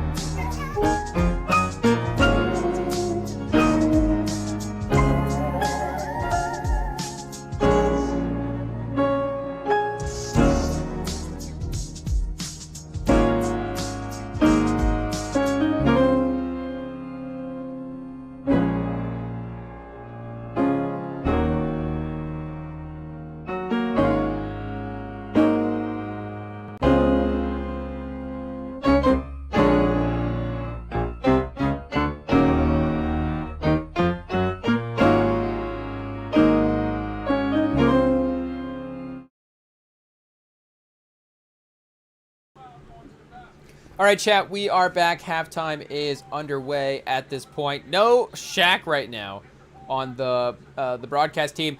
They got the Draymond versus Charles Barkley duo back with, of course, Kenny Smith as well, too. But the first time reunited since Draymond, was making jabs, since the roast of Charles Barkley. Hey, yo, that would be one, chat. I feel like they're not too far down the line for the roast of the celebrities. I mean, it's definitely been, well, I guess it hasn't been always in the athlete world, just because Tom Brady recently was one of the ones, that's why we're saying it's been in the athlete world. But, it could stay there a little bit, the roast of Charles Barkley. I guess they already kind of have done, like, the roast of inside the NBA as well, too, in just their own joking ways in the past. Like, they've done mini versions of it. Not even just mini versions of it. Like, they've done, like, that segment before. I feel like bringing in comedians and stuff to roast them. I forget. Did they do it for an All-Star game as well, too? Or something? They might have had that as an actual, maybe even a bigger bit than I'm thinking of. Pause. But regardless, like I said, Netflix could do that. I mean, maybe Shaq specifically. I mean, Charles is pretty famous. Like, I feel like Charles is right there for, could he be like a Good Morning America host? I mean, if he were to get that gig, then he could obviously, maybe he'll be a little bit more of a known name as well, too. But I feel like sneakily Charles Barkley might pass the grandma test. Hey, yeah, what does that mean? Our grandmas think Charles Barkley is hot? No, they just know who he is. Hey, but probably. Hey, do we have to ask? Grandma, rate Charles Barkley on a scale of 1 to 10? Hey, yo. I feel like she might give him like an 8 or a 9. She's pretty nice. Hey, yo. Pretty nice. Hey, yo, shout out to Charles Barkley. But we're just saying, she's not going to be like, ooh, Charles Barkley's a 4. Hey, yo, like, again, she's complimentary. She's grandmotherly. Hey, yo. I don't know, I feel like, how old's Charles Barkley? Charles Barkley's in his what, 60s maybe? Hey, yo. I guess we'll have to see how, how does she look at Charles Barkley? Again, is an interesting question. Probably one that we shouldn't be asking. But what do we got right here for Charles Barkley's age? He is 63. He's 63. Okay, so definitely, at least if it was our grandma, it'd be, what do we say? Shout out to our grandma. Hey, yo, it is what it is. But, we'll have to check back in. What does our grandma think of Charles Barkley? Do we have to show Phoenix Suns Charles Barkley or modern Charles Barkley? I feel like, again, modern Charles Barkley. Shout out. She might think modern Charles Barkley is hotter than Phoenix Charles Barkley. I think that would be a hot take that she would have. I don't know why, but I don't know, like modern Charles Barkley, like this picture of him here, like looks like he could be like a leading man from the 50s. Hey, yo, like Charles Barkley is Perry Mason, chat. Hey, yo, like he's basically built like Raymond Burr in this picture. Like, shout out. Like that's I guess, does our grandma have the Perry Mason DVDs? You bet she does. So, if Charles Barkley had a detective show, like, she probably would have watched that, I guess. Charles Barkley solving, like, like, little small-town crimes, like, would have been good. He could have been, like, the sports guy as well, too. Hey, yo, not to, use Bill Simmons' nickname for the Charles Barkley show, but that could be a Charles Barkley show, chat. Hey, I guess I don't know if he's doing it now, but back in the day, unfortunately, we don't have a guy... like Blake, they're trying to like kind of make Blake that, and not they're trying to make Blake that, he's pursuing, like legitimately pursuing comedy in his own way. But, he is maybe, a little bit industry typecast in that way. Again, it's like, who's going to be the funny guy on the set of the, who's going to be the guy always cracking the jokes on the set of is it Prime? He's on Prime or NBC? He's on Prime. NBC is Mello, McGrady, and Vince. And maybe Melo's a little bit of the Charles Barkley sort of, player that's going to just kind of say whatever. I don't know. But everybody on that show is, a little bit more straightforward professional as well, too. But, either way, maybe Blake could do that type of show. But not like, again, Charles Barkley. It could be improv or it could be scripted. The best thing about the show with Charles Barkley is it could be scripted and it wouldn't matter. Like, Charles Barkley's not going to remember his lines. You're just going to have to, like, take scenes with however Charles Barkley gets there. It's like, okay, this is just, and it's a TV show as well too, so you don't necessarily have the Michael Mann, bringing up heat again. You don't have, or David Fincher. Fincher is the one who does like 70 takes, right, of a single shot. So you don't have like the David Fincher ability to just be able to redo a take however you want it. You just kind of have to go with whatever Charles Barkley does on like the third take, and then it's just it's just what you're using. Hey, yo. it is what it is. I mean, he's like a sports columnist. He's like a high school sports columnist in a small town, but because he works for the newspaper, it's like he's like Superman, chat. Hey, yo, because he works for the newspaper, he gets all the leads on the murders and stuff that happen. So he's able to go investigate and use all this stuff. He's got connections. You know, he knows an attorney and stuff. I don't know. You know, again, he doesn't have like actual superpowers. It's a little bit of a, did they have a columnist detective show? Hey, yo, I'm trying to think. Columbo, of course, was like the detective. You had Perry Mason that was the lawyer. Lawyer detectives were pretty common. Detectives, of course, or I'm also thinking like Walker Texas Ranger would have been in our rotation back in the day as well too. You know, all these old shows that we're watching on the old show channels. Ayo, but you know, Walker Texas Ranger is more of a special forces operator. Ayo, so you know that's a different type of thing. I don't know. Did they have the sports columnist solves murders? I guess Angela Lansbury as Murder, She Wrote is kind of the closest to that. In a way, I don't remember exactly Murder, She Wrote. Was she a columnist or was she was a novelist? She just wrote books. Oh, those are on Tubi, chat. We're going to be queuing up Murder, She Wrote. Hey, yo. I didn't realize we were this washed. It is Richard Levinson wrote Murder, She Wrote. Hey, yo. Now I'm definitely queuing it up. Angela Lansbury and Richard Levinson, chat. We have Angela Lansbury season tickets, so, you know, it is what it is. But, yeah, Murder, She Wrote. I guess what's the premise there? Focus on the mystery writer and amateur detective. So, yeah, she's an amateur detective because she gets involved, but she's a mystery writer.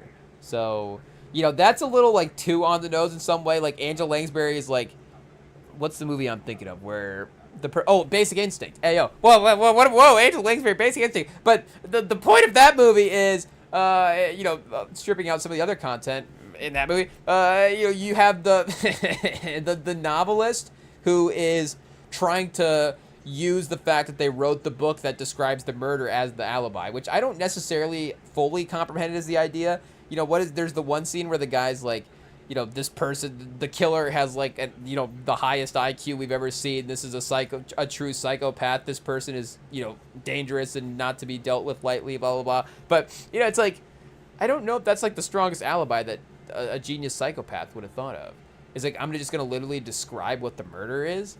So, you know, I get what did she, you know, hey, we're going to start getting crazy takes. But I guess the point is, you know, it's a little on the nose of like, I think it's a lot of things are on the nose in that movie. Yeah, but, you know, it's a little on the nose of, you know, again, like it's just too direct. Like Angela Lansbury is just like writing the murder and then like, oh, all of a sudden, you know, the murder happens. So, you know, again, like a homicide detective, like that's actually, you know, yeah, that's what the job is. But the sports columnist that solves murders, like, hey, yo, chat. Hey, yo, somebody lock it in. Somebody lock it in. Again, I don't know. Is it Charles Barkley? Maybe this is the Lawrence Fishburne role that he needs at the end of his career. Like a nice TV show for the next 5 or 6 years to kind of, you know, just carry for a little bit. Again, I'm not saying Lawrence Fishburne needs the funds, but just to have that consistent work. You know, maybe he gets a couple of, is that Emmys? Is Emmys the TV show? A couple of primetime Emmys as, oh, chat. I don't know if this is this allowed? Can we have Lawrence, and again, you know, shout out to Lawrence, you know, Lawrence Fishburne now, but can we have Lawrence Fishburne play Charles Barkley as a murder detective? So it's like, what if Charles Barkley was a detective, but it's Lawrence Fishburne? So like, I don't know if that makes sense, and I don't even know what we're allowed to do with IP in 2026. We call it Murder, He Wrote? Hey, yo, chat, whoa. I mean, not to do the cancel recast where you recast a lady part as a guy. Hey, yo. Talk about something, you know, that wouldn't happen in maybe it has happened. I'm trying to think. I guess I wouldn't. Would I know? What's the most famous, you know, is there a famous lady IP part that they've recast as a guy? You know, hey, they're trying to take James Bond from us, chat, but you know, I feel like for the most part, hey, yo, they haven't. Well, they've done versions where it's like, you know, they'll do like the Ocean's 8 version of the movie. But they didn't like, you know, they didn't Sandra Bullock doesn't play like Danica Ocean in that movie, does she? Hey, yo, like bring in Danica Patrick as Danica Ocean, chat. Hey, yo, see that would be the total remake right there. And then is Rihanna the Brad Pitt character there? I guess we have to go back and double check what all the roles are in that movie. But Murder, He Wrote, Charles Barkley as a murder detective. Just random. And it's not, again, it doesn't have to be sports-related murders. It could be any type of murder. But because he works the newspaper, they're able to find out early. It's a little bit of an older town setting as well, too. Again, this is 70s, 80s. I guess it ran 80s to 90s. But I feel like it's set in the 70s. I'm not sure. Langsbury was nominated for 10 Golden Globes, winning 4. She won 4 Golden Globes as what's her name in this? Jessica Fletcher? Hey, yo. She won 4 Golden Globes as Jessica Fletcher. Hey, yo. What a beast, Chad. What a beast. Jessica Beatrice J.B. Fletcher. Hey, yo, J.B. Fletcher? You don't see a lot of ladies with the double initial nickname. Hey, yo, shout out. J.B. Fletcher. Very prestigious. Or maybe I'm misogynist for assuming that the double initial just sounds like a guy name. J.B. Fletcher. If you saw that on paper, would you think that was a, was J.B. Fletcher a founding father? Is that the Murder, She Wrote character? Hey, yo, I'm just saying. Is that a quiz, chat? We're going to go ask people on the street. We're going to do Rem and Sam interviews on the street. Hey, yo, is J.B. Fletcher a founding father or Angela Lansbury's character on Murder, She Wrote? We'll have to see. The TV schedule for a decade was achieving distinction as one of the most successful and longest-running TV shows, averaging 25 million viewers per week. In syndication, the series is still highly successful and popular throughout the world. I think Pluto's got a whole channel of Murder, She Wrote. It is what it is. Also, Magnum P.I. or The Law and Harry McGraw. Hey, yo, chat. What is this? A spin-off of Murder, She Wrote. Wait, is Magnum P.I. a spin-off of Murder, She Wrote as well, too? Let's see what this says here. Is it just related? The TV is starring Tom Selleck. No, it just Tom Selleck and Angela Lansbury maybe just, I don't know, hooking up in the trailers at the time and just that's how they're related. I'm not sure. But I guess, hey, yeah, that's quite the assumption. But shout out to Angela Lansbury. Is this a rest in peace or what do we have going on here? She might still be with us. Oh, no, 2022, chat. Hey, yo, rest in peace to Angela Lansbury. Hey, yo, chat. Hey, yo, do we have to go back and look at Angela 50s Lansbury, chat? Hey, yo, what a run. What a run. And then into Murder, She Wrote, into the 90s. I mean, really, what a run. Is that a 4-decade run, 5-decade run for Angela Lansbury? Hey, yo, I'd say Betty White is the actor from Golden Girls. Was Angela Lansbury in that as well, too? Hey, yo, just assume. Again, we're mixing up our old white ladies. Bay Arthur, Betty White, Rue McCallaghan, and Estelle Getty. I guess I've never actually really, hey, yo, Chad, I hate to expose myself. I've never actually really seen Golden Girls. It is what it is. But a blue comedy? What's a blue comedy? I mean, there is obviously, a black comedy, which is just a darker comedy. Yeah, obviously, we tried that with terms, but just as the industry term as it stands right now, like that's what it is. But a blue comedy in the performing arts is a humorous genre entertaining for ranges from bordering on indelicacy to indecency. Oh, with the humorous elements based on a seemingly coarse and morally incorrect or irreverent talk and behavior. So I think that was their shtick, right? It's like the Golden Girls are they kind of nasty? Hey, yo, I mean, what is that? But how can we have not remade the Golden Girls? As well, too, as much as we say we hate IP, every time we look back at a cast, we're like, what if we remake this? Hey, imagine, we just brought that cast up earlier. As well, too, that's perfect. We get Meryl Streep, Helen Mirren, and Glenn Close. We need one more. Chat. Hey, yo, who's the 4th? Frances McDormand? Hey, yo, she might be too good for this. Olivia Colman, maybe? Hey, let's see. Let's look up Olivia Colman here. Okay. Is she in her Golden Girl years? Hey, I guess always, right? Shout out. But I'm just saying, like, is she for? What does that mean? Is she for the show, chat? Hey, yo, I don't even know what that means. But 52. Okay, wait a second. Let's look up Meryl Streep here real quick. Meryl Streep, 76, chat. Obviously stunning. We're not saying that, but just to really lock in what we're looking for here for the Golden Girls. Hey, yo. We got Meryl Streep. We're looking up Glenn Close again. Oh, Glenn Close MCU. No, Glenn Close. We got Glenn Close at 79. And then Helen Mirren at... is Helen Mirren in the 80s? She's 80 right now. So who's the 4th one, chat? Who's the 4th? Related to Helen Mirren? Angela Bassett? We get in the Golden Girls, maybe? I think Angela Bassett... I don't know. Does it have to be 70-plus club, chat? Hey, yo. I guess, Angela... The thing is, like... you know, I was gonna say Angela Bassett could be 82. I don't think that would sound like a compliment. You know, hey, yo, the point was, you know, you just can't tell. She could be 22. She could be 82. I guess, again, does that sound like a compliment? Hey, yo, we're trying over here. We're really trying tonight. Hey, yo. It is what it is. The point is Angela Bassett. Hey, yeah, Angela Bassett. I was going to say Angela Lansbury again. Angela Bassett, timeless. 67? We can make an exception, chat. We can make an exception. How Stella got her, how the Golden Girls got their groove back? Hey, yo, the Golden Girls go to Jamaica and just Tate Iggs is there again. Hey, yo. It is what it is. But, you know, I guess, yeah, I guess, you know, shout out. So we got Angela Bassett in there and the other three as well too. I feel like there definitely is a fourth. There is a fourth old white lady that fits with those three as well. I don't know. Maybe that is just like the, you know, the big three. That's just the Drake, Kendrick, and who's the other guy? Chet. Who is that other guy over there? J. Cole. Hey, yo, my bad, J. Cole. Shout out. We love J. Cole. It wasn't anything like that. But we just blanked. It is what it is. But are they just like the big three of you know, actors as well too? Do we have to pull up the list? Because it's not like, you know, again, hey, yo, like Demi Moore. Like, I don't think Demi Moore works for the Golden Girls. Hey, yo, I guess 63. Hey, yo, Chad, shout out. Still too young. Hey, yo, it is what it is. Demi Moore, the first time, not the first time. Hey, what are we saying here, Chad? But I'm only saying this because, again, the movie that she just did with The Substance is obviously, you know, about an actor aging out. But, you know, hey, yo, it's the first time they're like too young for a role. Hey, yo, Demi Moore, sorry, 63. Nope, not enough. It is what it is. But what are we saying for? Yeah, 70. I guess we could just look it up. 70-year-old actresses, because the Google is actresses. Only because the Google is what are we saying? Misogynist, right? And we have to look it up that way. 70 years old. De Niro, number 1. Ayo, Harrison Ford, number 2. Harrison Ford. The Golden Girls with Harrison Ford. Ayo, Harrison Ford definitely cameos as a neighbor, though, in one of the shows. Hey, yo, Chad, imagine. Jeff Bridges, Michael Douglas, Samuel. We just get all these, you know, respectfully, these old guys just cameoing. Hey, yo, cameoing every time. Sigourney Weaver?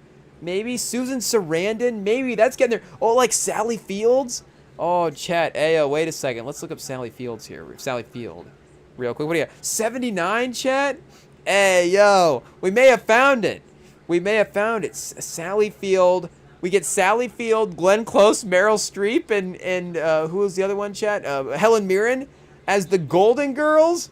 Hey, yo, lock it in. Just DM that to Hollywood right now. Does Hollywood have an Instagram page? Hey, yo, can we just DM MGM or whoever has the Golden Girls? Who has this IP? Universal, Peacock? I guess they said it's on Tubi right now. We just DM NBC and just be like, hey, Helen Mirren, Glenn Close. We just don't even have to DM the plot or anything. We just DM the names. Helen Mirren, Glenn Close, Richard Attenborough. Who's the other guy we said, chat? Sally Field? Hey, yeah, what's it? We just DM the 4 names, and they're like, oh, we got it. The Golden Girls. Hey, yo. I guess could we get an Attenborough in as a neighbor, though, as well?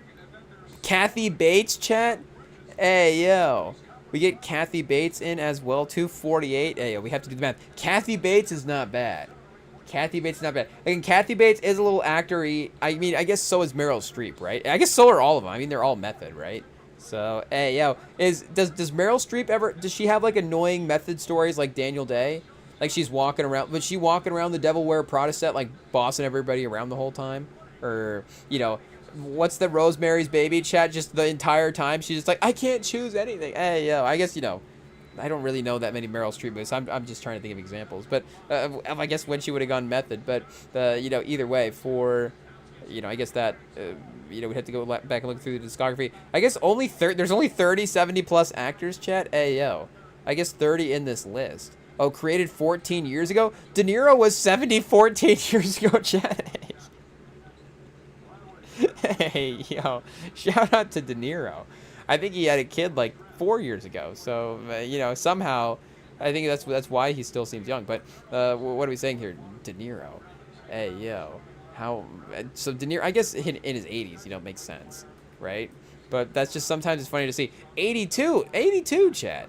82, De Niro's a neighbor as well. We get De Niro and Harrison Ford as neighbors. And this, I mean, again, this is great. I don't even know really what the show is. Oh, Whoopi Goldberg, chat?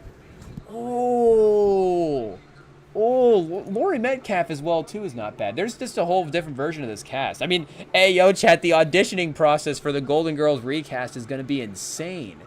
But I mean, how is it not Whoopi Goldberg, right? Our apologies to Sally Field, but she just got recast in season 2 as Whoopi Goldberg. It is what it is. Somehow, I guess, we tread lightly with that scenario. I guess Sally Field gets evicted in season 2. Hey yo, and then Whoopi Goldberg moves in, but that's perfect. That's perfect. I don't know what channel's The View on.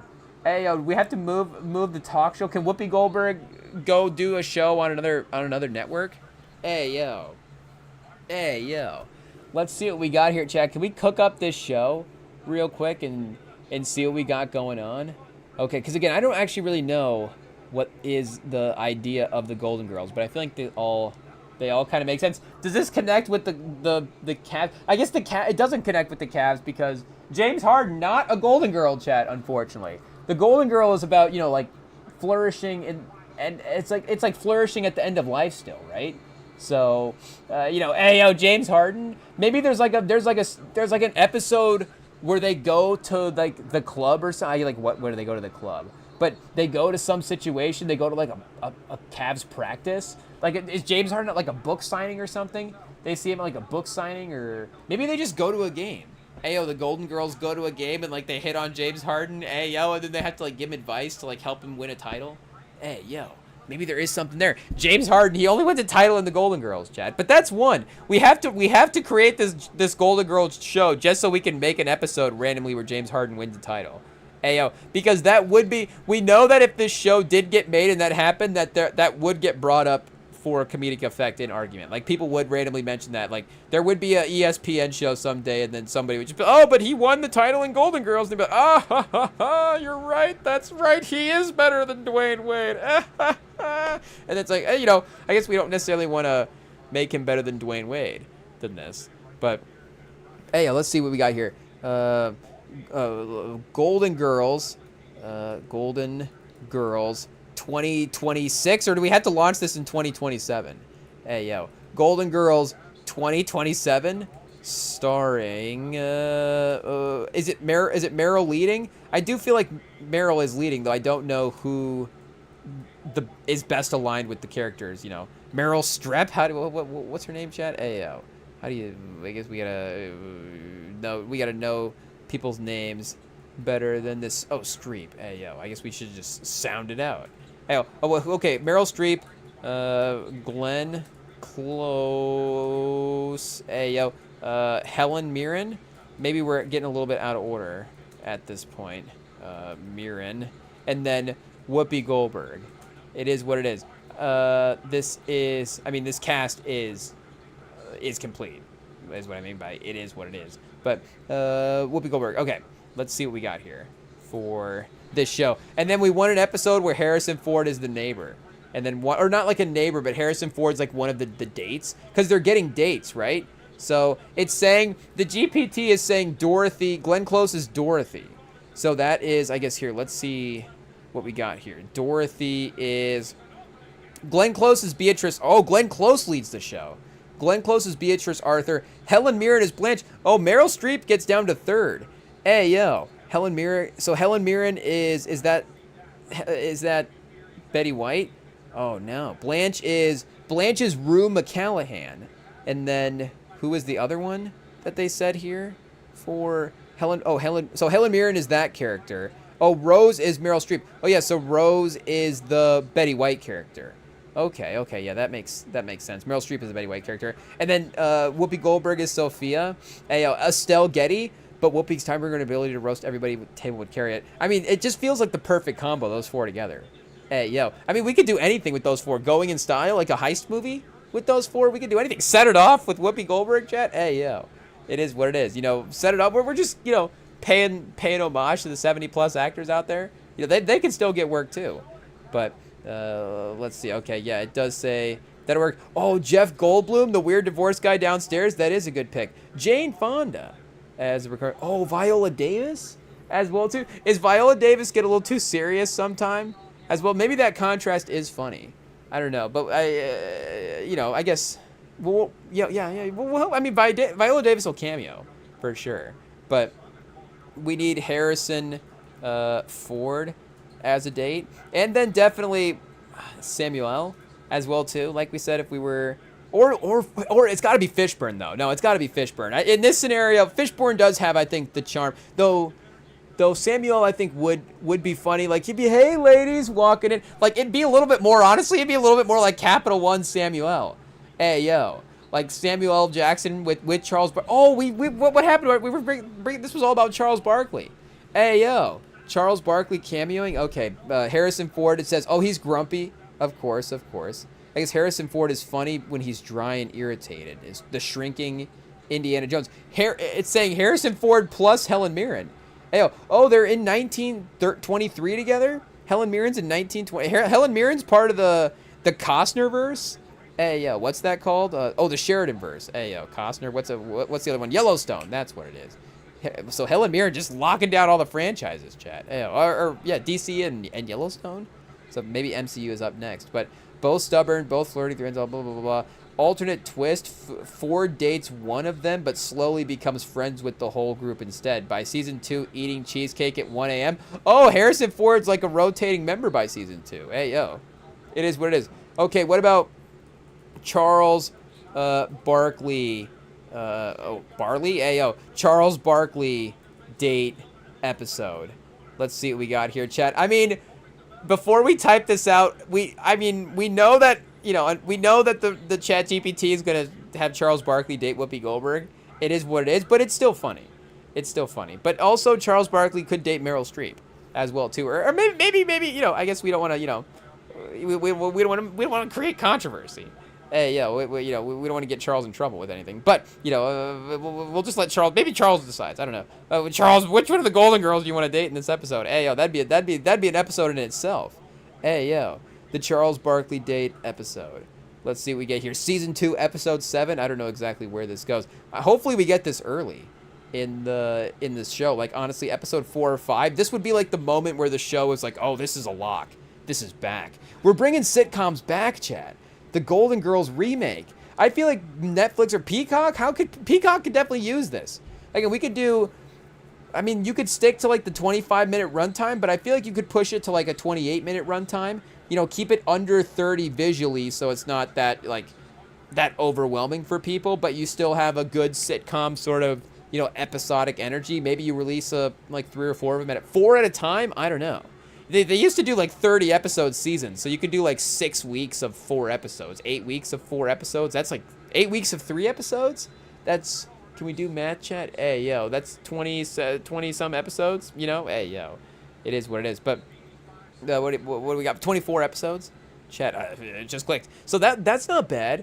8 weeks, 3 episodes each, and that's about an hour as well too. And then what did we just say? 24 episodes. I mean that you're committed. You're ordering quite a few episodes there for TV for right away. But I feel like we could get that again. If we could get these stars, then we could definitely get anything. And the cameo list, it is what it is. So it says, oh, they meet him at the airport lounge. Apparently, Charles Barkley is a perfect guest. One of the women meets him somewhere normal. Airport lounge, a golf event. Chat. There we go. They're golfing. That's perfect. Arguing over dessert at a restaurant. I feel like maybe that happens at some point. Nobody believes it's actually Charles Barkley because he's retired like a dress guy on vacation. He's charming at first, then too honest. Like, critiques everybody's cooking, falls asleep cooking, chat. Hey, yo, we really are, bringing back some old storylines. Falls asleep during a dramatic conversation. Accidentally starts ranking everyone's dating history like NBA eras. I mean, maybe ChatGPT doesn't write the episode, but, again, just to help lay out the thought process. Oh, chat, look at this. Funniest pairing, Barkley and Whoopi. It is what it is. It would be a great episode, though. Like, you can't lie. It would be a great episode. Just nonstop arguing, both refusing to back down. Somehow both best friends by the end. Barkley becomes weird. And then Whoopi Goldberg coaches the Knicks afterwards, chat. Oh, look at that. We thought of that all by ourselves. Oh, IT just said that they already did that movie. But we're just doing it for an episode of the TV show. It is what it is. Secret joke, Charles Barkley, weirdly beloved by the neighborhood. That's not a secret joke. That's just Charles Barkley's street cred. It is what it is. The women slowly realize Charles Barkley is dating 2 people at once, chat, by accident because he forgot what dinner plans he made. Hey, yo. What's it like? This is terrible. I don't remember which date I'm at. Hey, I guess we don't really know anything outside the terrible. It is what it is. Not in a sleazy way, in a Charles Barkley can't manage the calendar way. Is that really it, chat? Charles Barkley accidentally goes, oh, well, sure. Charles Barkley accidentally forgot to, Charles Barkley forgot he was accidentally dating multiple, high actual, beautiful women. Hey, yo. It is what it is. I forgot I had dates with both Whoopi Goldberg and Helen Mirren and Glenn Close. I mean, I don't think you'd forget. I think you'd intentionally remember to schedule all three of them. Hey, yo. It is what it is if you're, if you're dating Helen Mirren. I guess hey, yo, Chad. We're just talking from a comedy sitcom standpoint. That's all. Now we're starting to, it's like, oh, hey, yo. It is what it is. I guess we maybe need to get a little bit, but it did say the sitcom storylines were raunchy for the Golden Girls, so we're not getting too crazy. I guess if there's like a multiple, I guess not like a hey yo, the Golden Girls three-way would be that'd be great. Clint Eastwood chat. Hey yo, Clint, are we allowed to say that in the chat GPT? Clint Eastwood three, the mule chat. Hey yo, Clint Eastwood's like, I'll only be in it if there's a three-way. If there's a four, I guess I don't know if that's Clint Eastwood's voice, but he's like, Clint Eastwood, do you want to be in the show? Am I having sex? Hey, I guess that's Batman, but maybe Batman is in the show as well too. There's like a Batman impersonator episode. I do feel like, speaking of, there is probably a stripper episode. It is what it is. We're ripping that off from Friends. I don't know if we're doing like a Danny DeVito exact sort of casting. Is Charles Barkley the stripper? Hey yo. But I think it's Charles Barkley cameoing as Charles Barkley, and they go to. Are we setting this in the 90s or are we setting it now?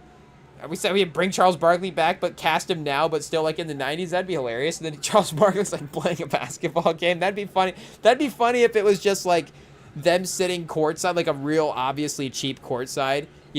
Just like that straight on like front row setup. And then you hear the basketball game going in the back, and then Charles Barkley walks on screen with his jersey on like he's still just playing in the game. You don't even have to like fake sweater it. If it's just Charles Barkley, just like stand under the lights for a second, then go over there. It didn't look like you're playing. Hey, yo, chat. It is what it is. I think Charles Barkley's been on the Zempic, so I think he might be, it might be, Charles, you might have to get off the Zempic for the comedic effect in this one. It is what it is. Post-credit scene, sitting in the kitchen too. Why are they always eating cheesecake, chat?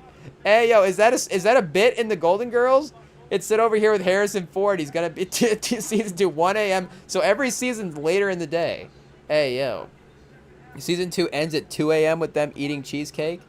It is what it is. Yo, more competitive than the 93 Suns. Hey, yo, it's like, okay, this is definitely a sports guy that wrote this. I mean, chat, we've cooked up 2 TV shows in one night. We've got Charles Barkley, the detective, the sports journalist detective, and we've got the Golden Girls recast. I mean, this again, I feel like of the sitcoms as well too, that is one to redo, because a lot of the good sitcoms, and again, like Golden Girls is definitely like this as well, but a lot of the good sitcoms are like so iconic that you don't need to redo them. And again, like there is maybe an argument to just in general the sitcom era as well. We're not making sitcoms actively, so we're not making new sitcoms. A couple, obviously, like Abbott Elementary and stuff, but it obviously takes a special show in some type of ways. We're not generating anymore the B-level, the filler sitcom, if that makes sense. It's like the CBS needs 4 or 5 sitcoms on a Tuesday. I don't remember what the night was, like Thursday night back in the day for NBC or whatever, but it's like Tuesday night we need our 4 sitcom night. So, it's like For the Love of Todd's going to get 2 seasons on, CBS. And it's like this, those just random shows that are going to get forgotten in time, or sometimes not even the random ones. But, again, even like a show, I guess like Green Acres was kind of popular. But, again, like there's just not like a sitcom that's just like kind of popular now. And it's like, okay, it exists because the form exists. But, either way, I feel like if we were to bring them back, that would be a good one, because again, it is progressive. Like it is, you get obviously, you can go diverse with the cast in really any way. Like the concept is, like we're saying, just old, like it's just, we're saying basically old ladies, but it's like retirement age, it's senior citizens getting into exploits, right? Hey, like, I don't know, do we need to lock down the premise a little bit better than that? What does it say here for exact? The show resolves around 4 older women, 3 widows and 1 divorcee. Ayo, sharing a house. Oh, okay. So they're not like a, I was thinking it was like a Bob Newhart, they're all in the same apartment type of situation, or like the Honeymooners. Hey, yo, or I Love Lucy. I mean, I guess that is a common sitcom trope, is, I mean, because it's easy, right? They're all in the same, they live in the same building. Boom, perfect. You don't even need a street or anything. It's just they all right there. They wander over into each other's apartments, whatever. But they're sharing a house in Miami while navigating their golden years. I mean, Chad, again, that's perfect. An ensemble cast revolves around 4 older single women in Miami. So, again, you can go, again, you can recast it, all black. You can recast it, what do you want? One of each is crazy to say, Chad. But you get what I'm, again, we're trying, Chad. Hey, yo, I am washed. I don't even know how to talk anymore. I'm talking like an old man over here. That's just like reckless. It is what it is. But it's not. It is what it is. I'm just saying, like, it is what it is. But my washing, my washing, again. See what I mean? It is, you just lose touch.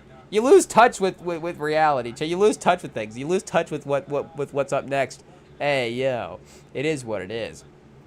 I'd be like scared to like, be like, oh, like talk about like music or movies with like the next generation or something. Like, do they think my music taste is weird? I'm like, oh, like, oh, this guy only listens to Drake. Like, oh, we're listening to Ken Carr, Destroy Lonely.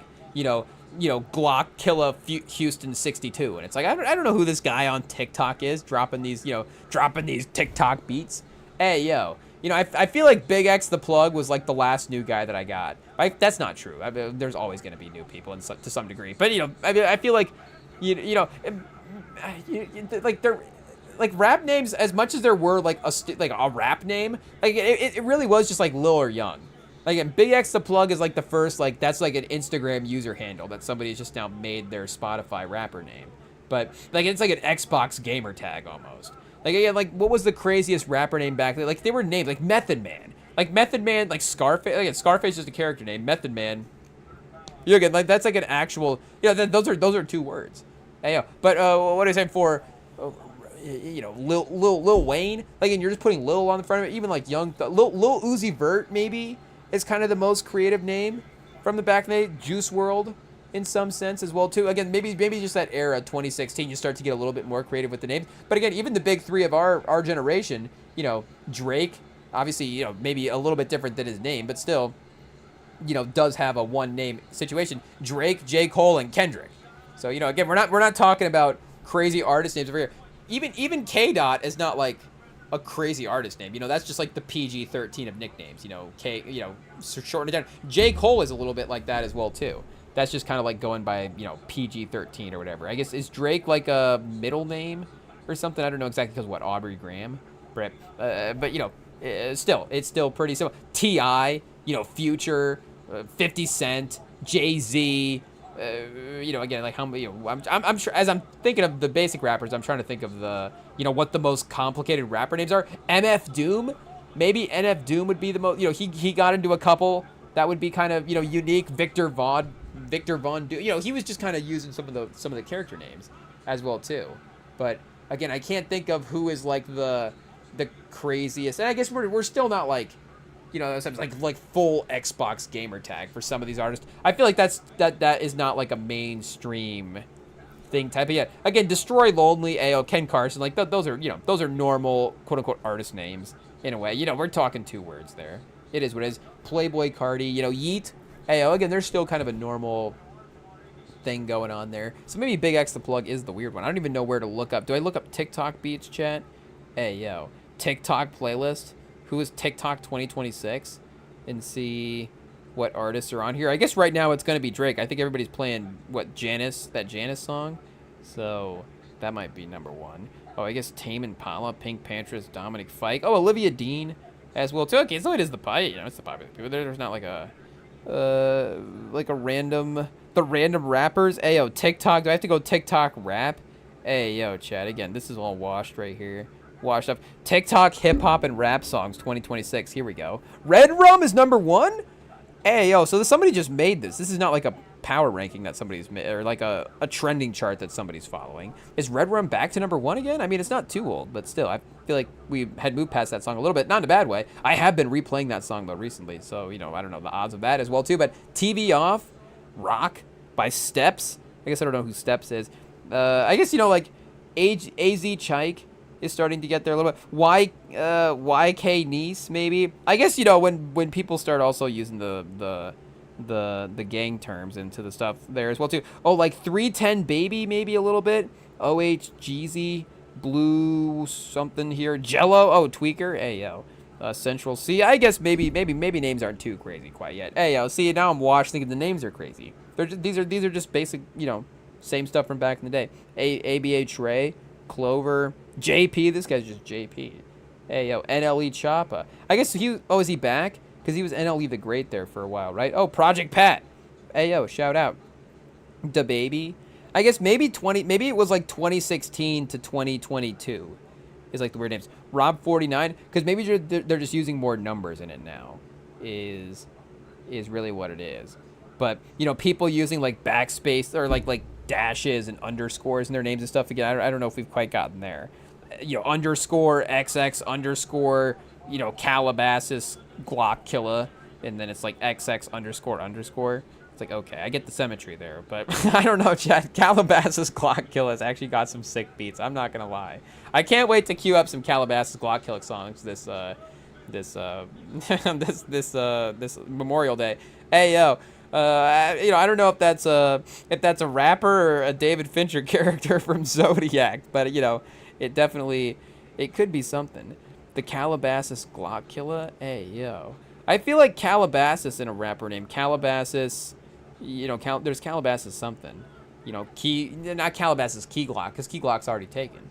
But hey, yo, I guess our Golden Girls Charles Barkley episode, it looks like it gets an instant classic rating as well too. So we do appreciate that. And again, you know, shout out to Sally Field. We gave her a nice compensation, and you know, we'll recast her in a couple of recurring character roles. But unfortunately, you know, she's not going to actually get the main Golden Girl part. It is what it is. But you know, again, there is a like the Honeymooners. You know, you're going to have to think about how to redo that one. Hey, yo, because there is a lot of just like sort of. A lot of the jokes are just, you know, stuff that you just are not going to have, you know, and again, it's like, you know, in some ways it's, you know, it's not funny as well, too, looking back. I mean, you know, Jackie Gleason is a funny person. Art Carney is a funny person. There are funny moments to the show. There's also humorous moments where I'm not doubling over with laughter at, like, you know, all the same sort of bang, zoom stuff, you know, hey, yo, like, you know, if you're a kid just watching stuff, again, hey, you know, not for better or worse, you know, there's just things that are going to be funny. Again, is that what you want to find funny as a kid? Probably not, to be total, you know, again, obviously not. But, and, you know, fortunately, we were, I think, able to be, you know, in an environment that was not, like, encouraged as well, too. So, you know, again, that was not, like, an issue where it's like, oh, you know, this is being reinforced by Jackie Gleason in this TV show. Again, you know, we're specific to our scenario that a healthy enough environment, you know, again, we were able to, for better or worse, like, laugh at stuff and then, you know, obviously, fortunately, you know, be able to be taught in the right way as well, too, for that type of stuff. But also, and I'm not saying that Jackie Gleason was, like, the reason for, like, you know, domestic violence back in the day. I'm just saying, like, if you're redoing the Honeymooners, you could redo it about, again, married people in the apartment. But, you know, are you bringing back the bang zoom bit the same way that you are in 20, you know, they had back then? Probably not. And again, that is like a large part of the show, for better, you know, for worse. So, you know, for the fact that for remake ability, you know, it's not there. Again, like I Love Lucy, you're going to recast Lucille Ball? Like, good luck. Hey, yeah, like who wants to take that role on? You know, Rose Byrne is going to be Lucille Ball. Hey, yo, I guess we're just, you know, it is what it is. Redheads. Hey, does it have to be like Amy Adams, or who played Lucille Ball in the movie? Actually, now that I think about it, there was that. Was it Nicole Kidman? Hey, yo, Javier Bardem as Ricky Ricardo. Chat. Hey, yo, I guess we're gonna just recast Diego Calvia in every role. Chat. Hey, yo, is he also Cuban? He is also Cuban. Ricky Ricardo is Scarface. Chat. Hey, yo, but what was it called? It was I Love Lucy movie. Right, and so Javier Bardem could be Scarface though, for real. I mean, again, he's Anton Chigurh, so I mean, there's definitely some similarities there. But what are we even looking up here? The fact that he's Cuban, or no? We're looking up the movie. That's right.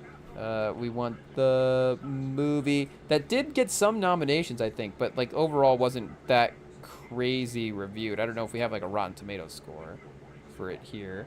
or not, Rotten Tomatoes didn't even review the movie as well. I don't know. It's not the first thing that pops up. Not like readily available for streaming as well too. But I was gonna say they look just like them there, chat. That's because that is them. There. That's because because we're looking up the 53 movie. I Love Lucy, the movie. I Love Lucy. It's the third Google search. That's how you know the movie didn't necessarily do that well. Being the Ricardos. That's what it's called. Being the Ricardos. Hey, yo. They should have called it I Love Lucy. Just because. 68% of Rotten Tomatoes, not bad.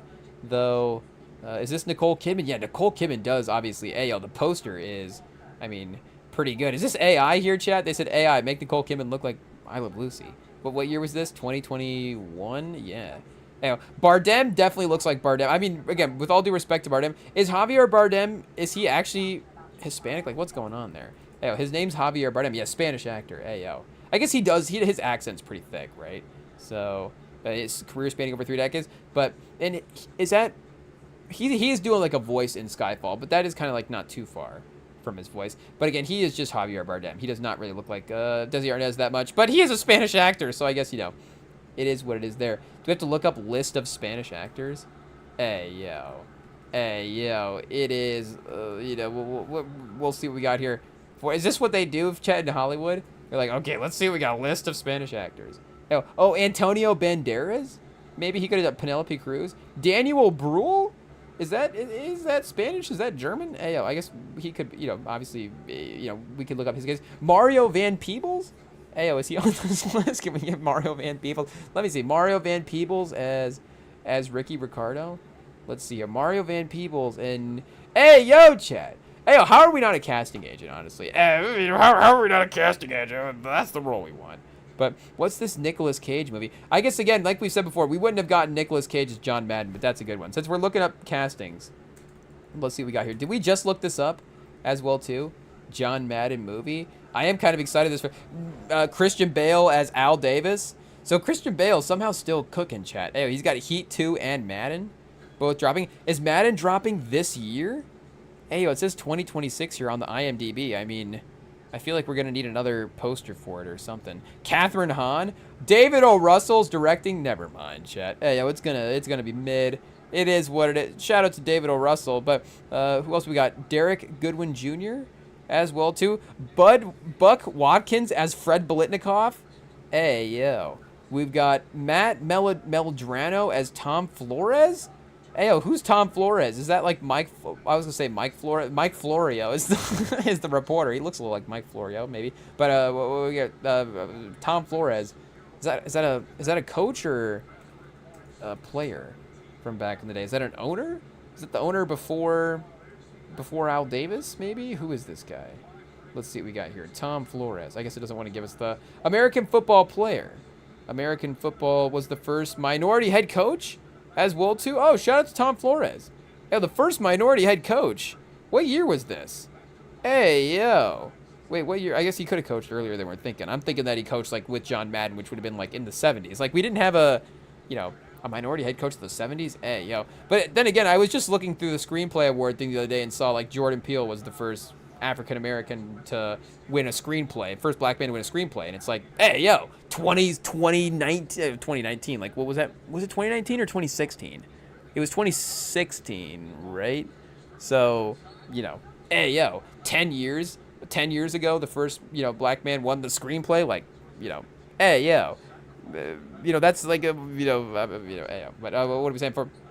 Is there a Jim Plunkett in this movie as well too? I don't know. We're just changing the subject. Shane Gillis is in this movie. Shane Gillis could have been, you know, John Madden in some ways, but yeah, Nicolas Cage is. This is the Javier Bardem of castings. Again, it's Nicolas Cage, but it does look like it. The hair looks pretty good. I don't know if we can get some pictures of the hair here. Oh yeah, here we go. We got a good casting photo here, and Nicolas Cage is always able, or Christian Bale is always able to just look like the guy as well too. So, but see, I mean, again, it looks like John Madden, but it looks like Nicolas Cage. And it's like a Twilight Zone episode. It's like they body swapped or something. Hey, yo. So there, you know, he's gonna get the hand movements right, but I can just hear the voice as well too. He's gonna sound like Nicolas Cage. He's not gonna sound like John Madden. Like, shout out to our guy Caliendo. Like, Caliendo, call in and do the Madden impersonation, honestly, when the movie drops. But what are we saying for Caliendo? Like, he actually does the voice. Like, Nicolas Cage is going to be like, and then the guy makes a slant. and then he goes left, and then he's gonna do like some crazy face-off version of John Madden or something, and then he'll take the route off. I don't know exactly what the top of the route. He'll take the top of the route off. I don't know exactly what the exact correlation is there. I guess we're watching Face Off tonight. It is what it is. I was staring it down. I stared it down again on Tubi this time. I was like, I can't watch it again, can I? I can't watch Nicolas Cage and Travolta again. Which really is, if we're speaking about Heat, that really is like the reverse Heat. Hey, yo. I guess, you know, again, Cage and Travolta. It's like who are the two best people that could try to be Pacino and De Niro, but not be them, if that's respectful. But hey, probably not. But you know, again, like we were saying earlier, if it's Fishburne and Denzel in that movie, like it's still a great movie. You know, there's a way it's maybe even a better movie as well too. Like 95 Fishburne, 95 Denzel. I mean, Denzel would have, and the thing is, they were not where they're at now, so they would actually need to make that movie now. Could they make that movie again? Hey, yo, Michael, man, what are we doing? Just remake Heat with Denzel, and that's what they should have done, Chad. That's honestly what they should have done. I know that, I mean, I am definitely interested in what the movie is, but, I mean, the Heat story is a perfect story, and yes, I mean, that means you don't have to remake it. But, again, remaking it with Denzel and Fishburne does give you, if I could say respectfully, you know, a unique angle for the movie, you know, gives you a reason to remake the movie. And you can hopefully update some stuff. Again, I don't really know what you're updating there in terms of, you know, stunts and actual technical ability. The movie's pretty perfect, but, you know, maybe you try to do a couple of the action pieces even a little bit bigger as well too, and go a little bit crazier with the stuff. Like, I don't know, like the Den of Thieves shootout is the same as the Heat shootout. Not even just in story, but like in technical ability. And they filmed Den of Thieves like 25 years later. So, you know, again, like Michael Mann, you know, perfectly executed that stuff. But, you know, that would actually be a great movie. Face Off with Denzel and Fishburne, you know, again, that's like a great movie. But Face Off with, what's the other, I guess we don't have to find the other version of it. Hey, yo, that's, you know, again, you know, washed alert. But, you know, that's the other version of great actors going toe-to-toe. Where it's great actors going toe-to-toe, but not getting it quite right.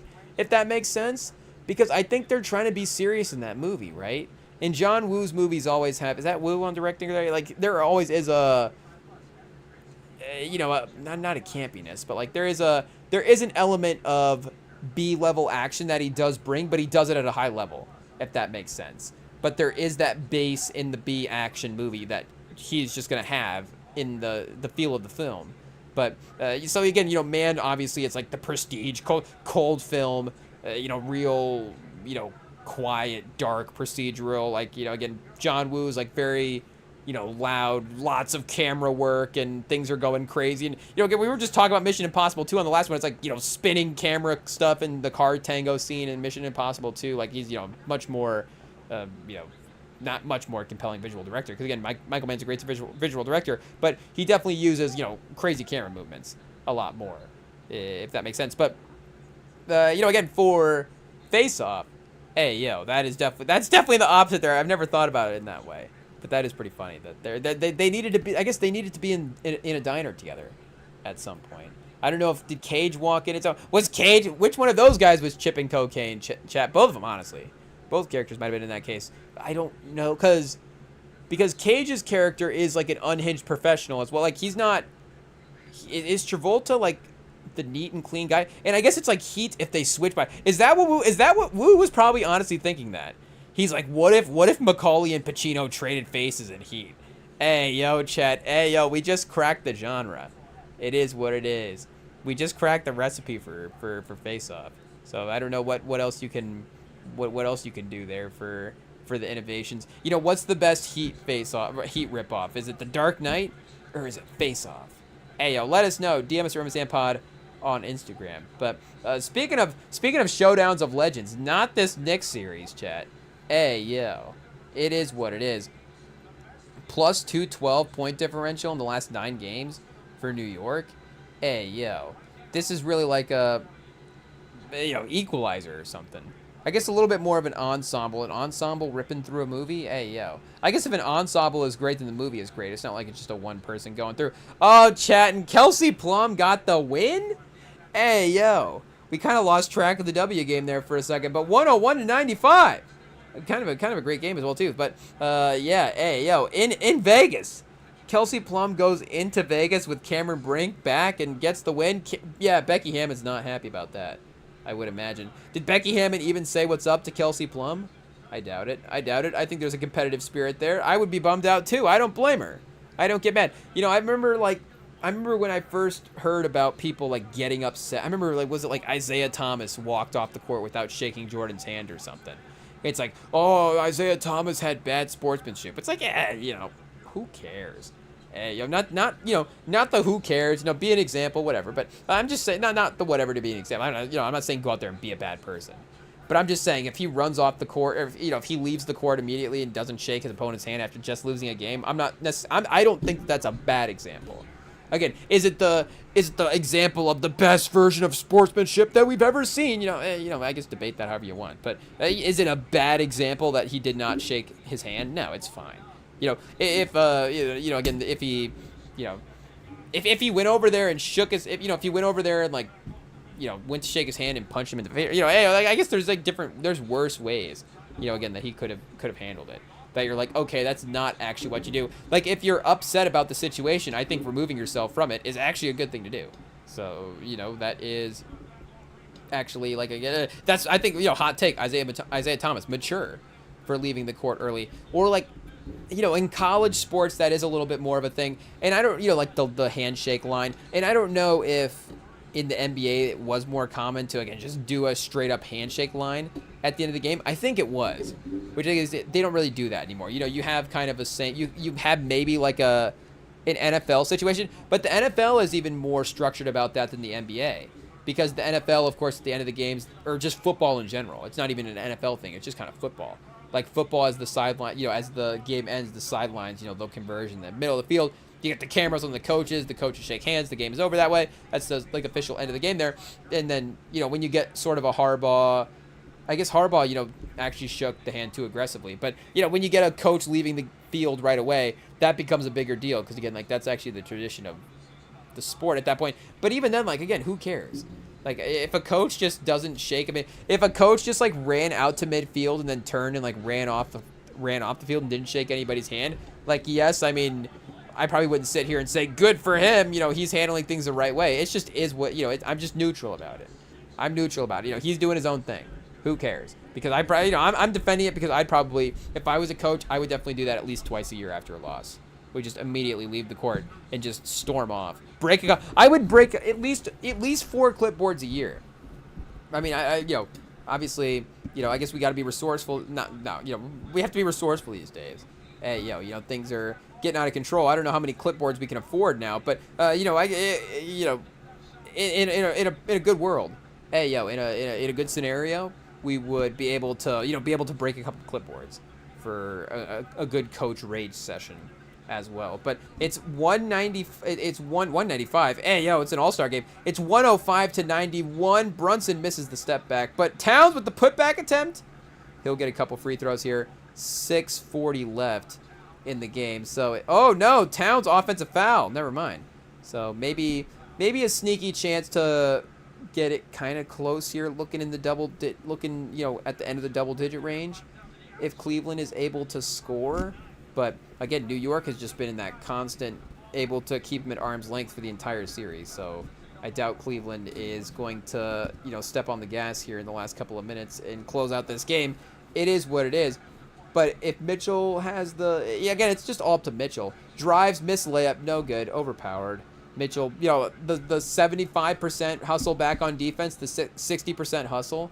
Hey, fortunately, he's able to catch up with Bridges and take a guy. But maybe he will win a trade. We'll have to see. But I guess going back to what I was saying earlier, I meant to say something about that. I have seen some posts about, like, Donovan Mitchell and Coco Joe. Like, they're like, he's the king of Cleveland. You know, queen of Cleveland. I'm not saying that they're not. You know, they're definitely some of the biggest icons in the cities. I just don't know, have they fully embraced, and maybe I'm just not as locked in what they're doing in the city. You know, I'm not, I honestly probably shouldn't even sit here and speculate on it. You know, let them move how they move.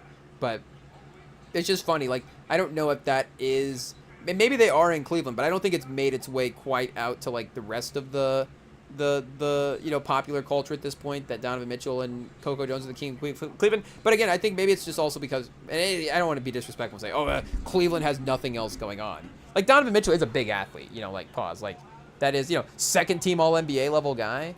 And Coco Jones is obviously a major superstar. I don't know what the NFL comparison would be there. Maybe it's a little like Rodgers and Shailene Woodley when they were together, where it's like, obviously, both of them major stars, but I don't think either of them are quite in the A-list. So I guess, you don't necessarily have to be in the A-list to be the king and queen of a city, for sure. Hey, I'm sure there's some cities where, you're not even on a list. And you walk in, you're just like, who this guy? And you're like, you don't know this guy? He runs the town. And you're like, no, I just got here. Hey, like, I gotta learn everybody's name first. And actually, maybe that's our sitcom, is we move into a small town and just don't want to know anybody's name. Hey, and then we have to learn, like, small, I guess that's what's like a pro small town America sitcom. Get out of here, Chet. Hey, no, we're pro small town America, obviously, but I don't know, just something about it in a sitcom seems like, I don't know if that's the case. I like our Golden Girls reboot a little bit better, to be honest. But I lost the point of what we're getting at there. So I guess we haven't even checked the box score in a while as well, too, to see where we sit for this. Bridges, I feel like Bridges has been playing well, and that is scary for that finals piece, because again, we forget where Bridges was at with the narratives. We forget where he was at, and he has settled. And the problem is it was more of a blip. Like, he did have the run before the run that he had in Brooklyn as well, too, where, he was a really great role guy in Phoenix, that perfect 3-and-D contributing player. And then when he got traded, that was really the moment we were like, whoa, maybe he could be something more. And he has that run in Brooklyn where, he's like 27 a game or something like that. And then, smartly, I guess in some ways, they're able to, trade his value there. I guess we have to go back and see what the full timeline was for that move. But, they did, and maybe they didn't even trade him at the peak of his powers as well, too. But, that run that he had as a main scorer, it looks like he is more of the productive off-the-ball 3-and-D scorer type of guy. But, again, regardless, it's like that is still a whisper of something that was there, that of him being a consistent 20-point-a-game guy. And again, it's not even 27. It's like if Bridges is 22 a game consistently, then that is a whole other thing. I mean, if you have 3 20-point scores, because again, Towns is a 20-point-a-game scorer. Maybe Towns is like an 18-point-a-game scorer.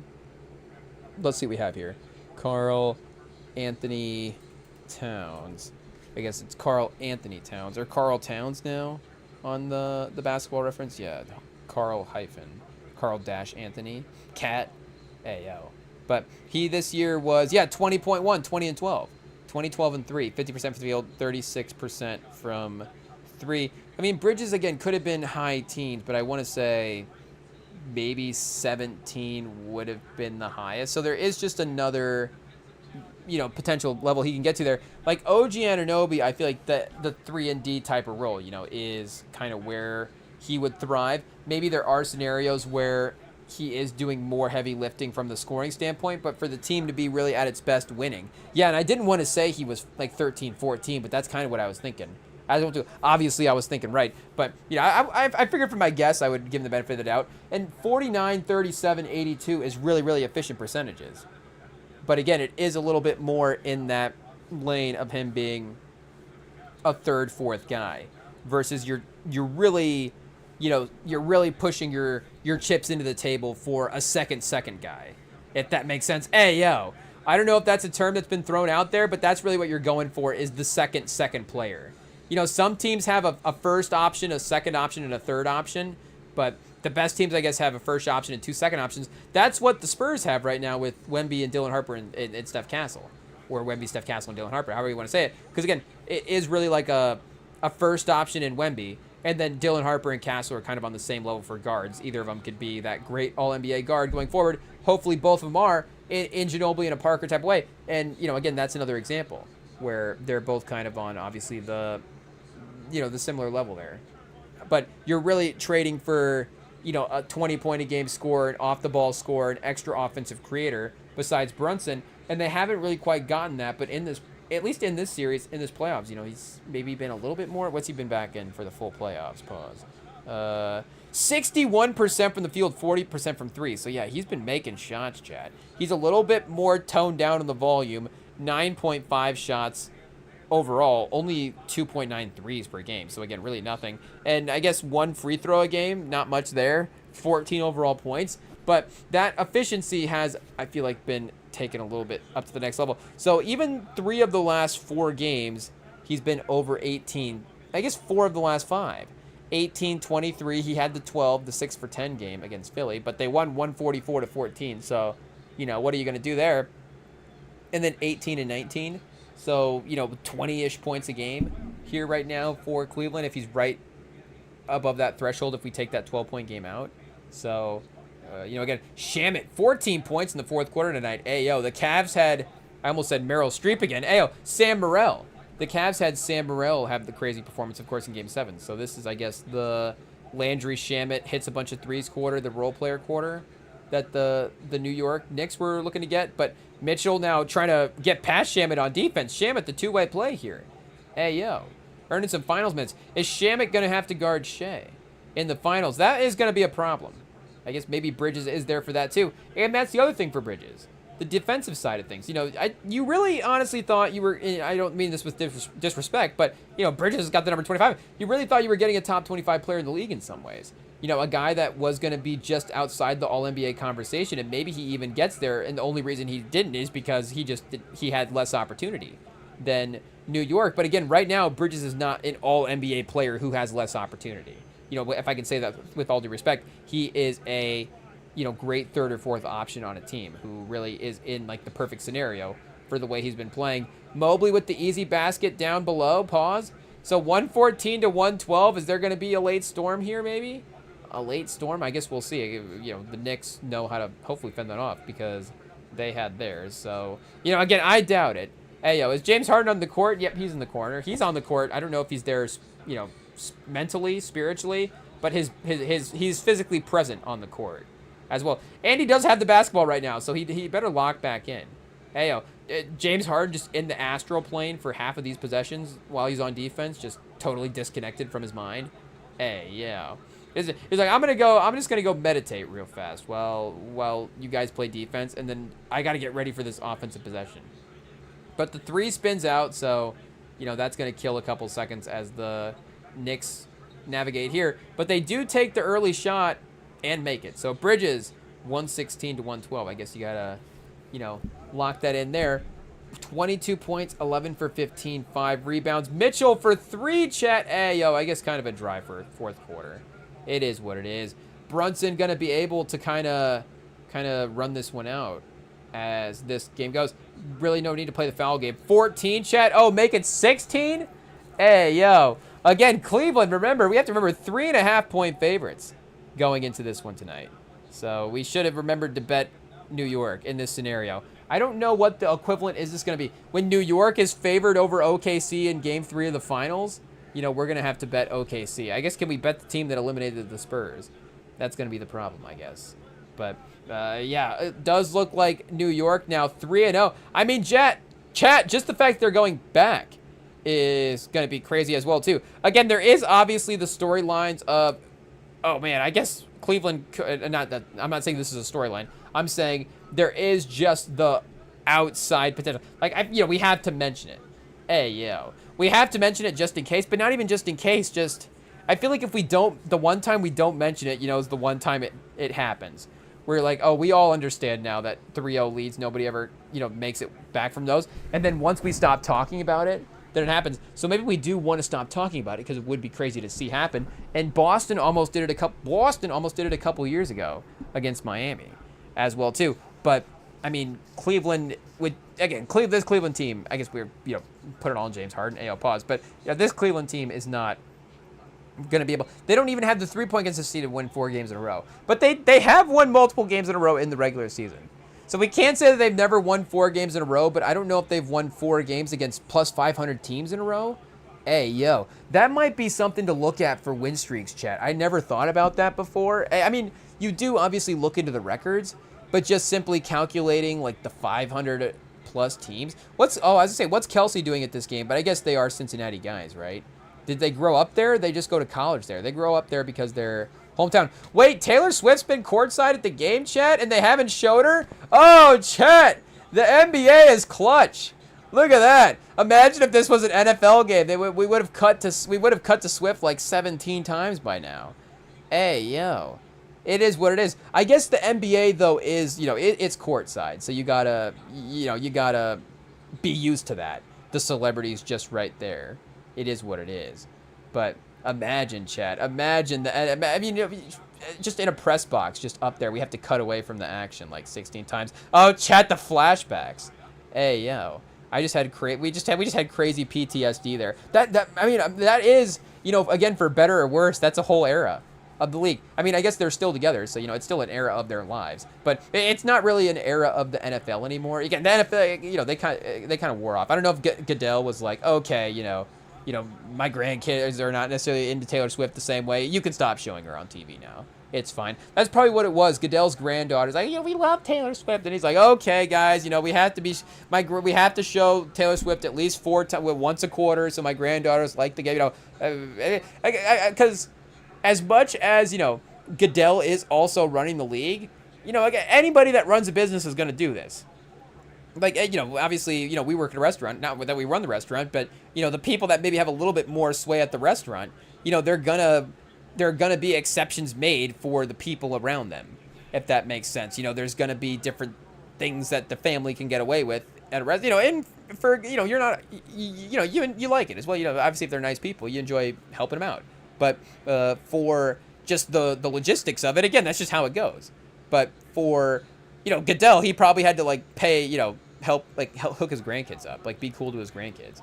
He's like, oh, the celebrities that they need to show, I guess. I don't know. So, maybe Adam Silver's grandkids like Chalamet. Who's to say? Because they do show. Chalamet is a little like Taylor Swifty right now. I'm not going to lie. I am not going to lie.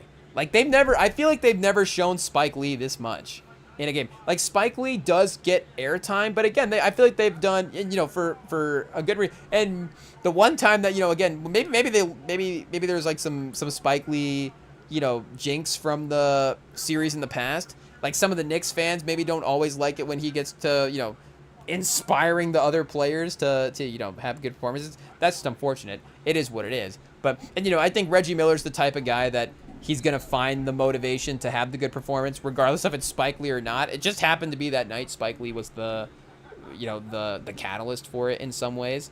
But, again, I feel like the courtside clips of Chalamet at this point are starting to get a little crazy. They are starting to get, it is, so maybe not the cutaways, but it's the Instagramification of it all. Because for our algorithm, like, I wouldn't say that we had, like, clips of Taylor Swift in our algorithm. Like, the meme accounts would be roasting it, so, there would be the meme roast jokes that we would see. But it was actually, again, you would be watching the games and they would just be constantly cutting away to the different people. Just cutting away to the press box. Whoa, hey, yo, again, we tread lightly there. As the words that we use. But, they would cut away to the press box time and time again. Which, again, they would just never, you can only do so much for anybody. Hey, yo, if any sitting president is at the game, you show them one time and then you leave. You don't cut back for, maybe, did they cut back? Like, who was the president during the David Tyree catch? That would have been, was that 2008, but the Super Bowl was February. So was Obama inaugurated yet when that happened? Hey, yeah, we might have to go back and check the time on that. Was that 07? Was that Super Bowl 07 or 08 or 09? Hey, I guess we don't exactly remember. I guess we can look it up here and see. And then I guess because the inauguration is usually in January, right? So he would have been, or is he elected in November of 2008 and then inaugurated in 09? Is that how it goes? Again, we would, I guess, have been kids at that time, so I don't remember exactly the exact month to year. So it would have been more 09 probably that he would have gotten in. I guess Giants versus Patriots. I don't know what Super Bowl number that was. Super Bowl 40 something. Hey, yo, 2007 207? 2007 Patriots. I guess it's got to be, its own Wikipedia page. That was a pretty successful season, even though they didn't win the Super Bowl that year. Historic in its own right. And plus, we like clicking on the fact that they lost the Super Bowl that year as well, too. He won the MVP, blah, blah, blah, blah, blah. And then all the way down here, the Bears would win Super Bowl XIX? XLII. Super Bowl 47, maybe? I don't know. Super Bowl 42, also, I want to say. Is that 30, 10, and 2? Oh, I think that's what it is. 30, 10, and 2. Hey, I'm just making stuff up. I don't really know. But what do we got here? Is there an L on, like, the Roman numeral clock? Hey, we might have to pull up a Roman numeral clock. We're really down the rabbit hole at this point. But, yeah, the game itself would have been February 3rd, 2008. And then let's see here. Barack Obama would have been inaugurated from 09 to 17. Yeah, so I guess Bush would have been the president at that time. How many times did they cut to Bush after? Did they cut to Bush after the Tyree catch? There's only so many times you can cut to a celebrity. Jack Nicholson maybe would have been the one other just super fan back in the day that could have gotten multiple cutaways to. But, and again, like, maybe Obama gets 2 or 3 cutaways now in a Bulls game if he goes.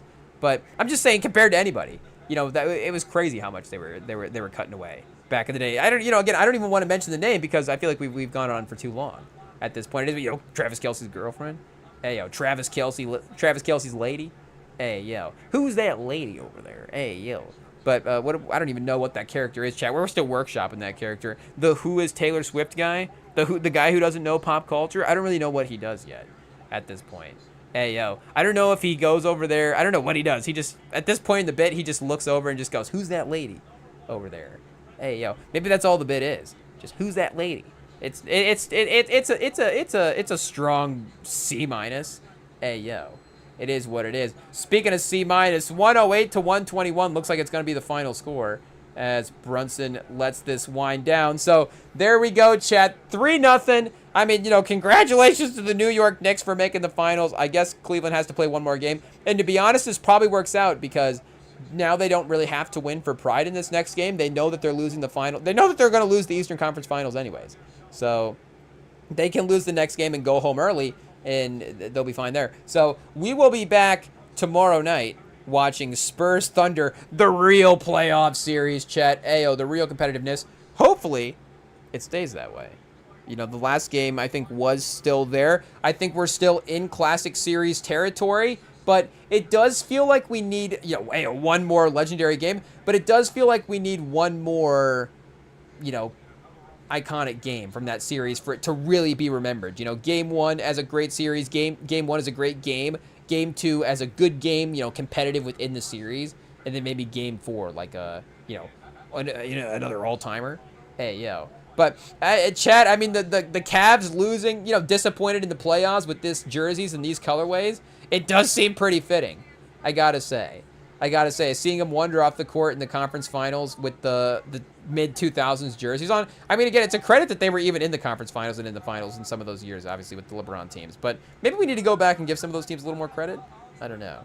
But, either way, like I was saying, we will be back tomorrow night watching Spurs Thunder. We can't wait to hang out. And then I think we'll probably be, it doesn't matter what the schedule is for next week. We'll be here on the YouTube. You can subscribe. I guess it does matter, but we'll be here, so don't worry about it. But we'll be live here on the YouTube. You can find us, subscribe, stay tuned. Just keep an eye on it. I don't know, search it every now and then and see if we're live. We probably are. Search at night if you're bored and need something to do.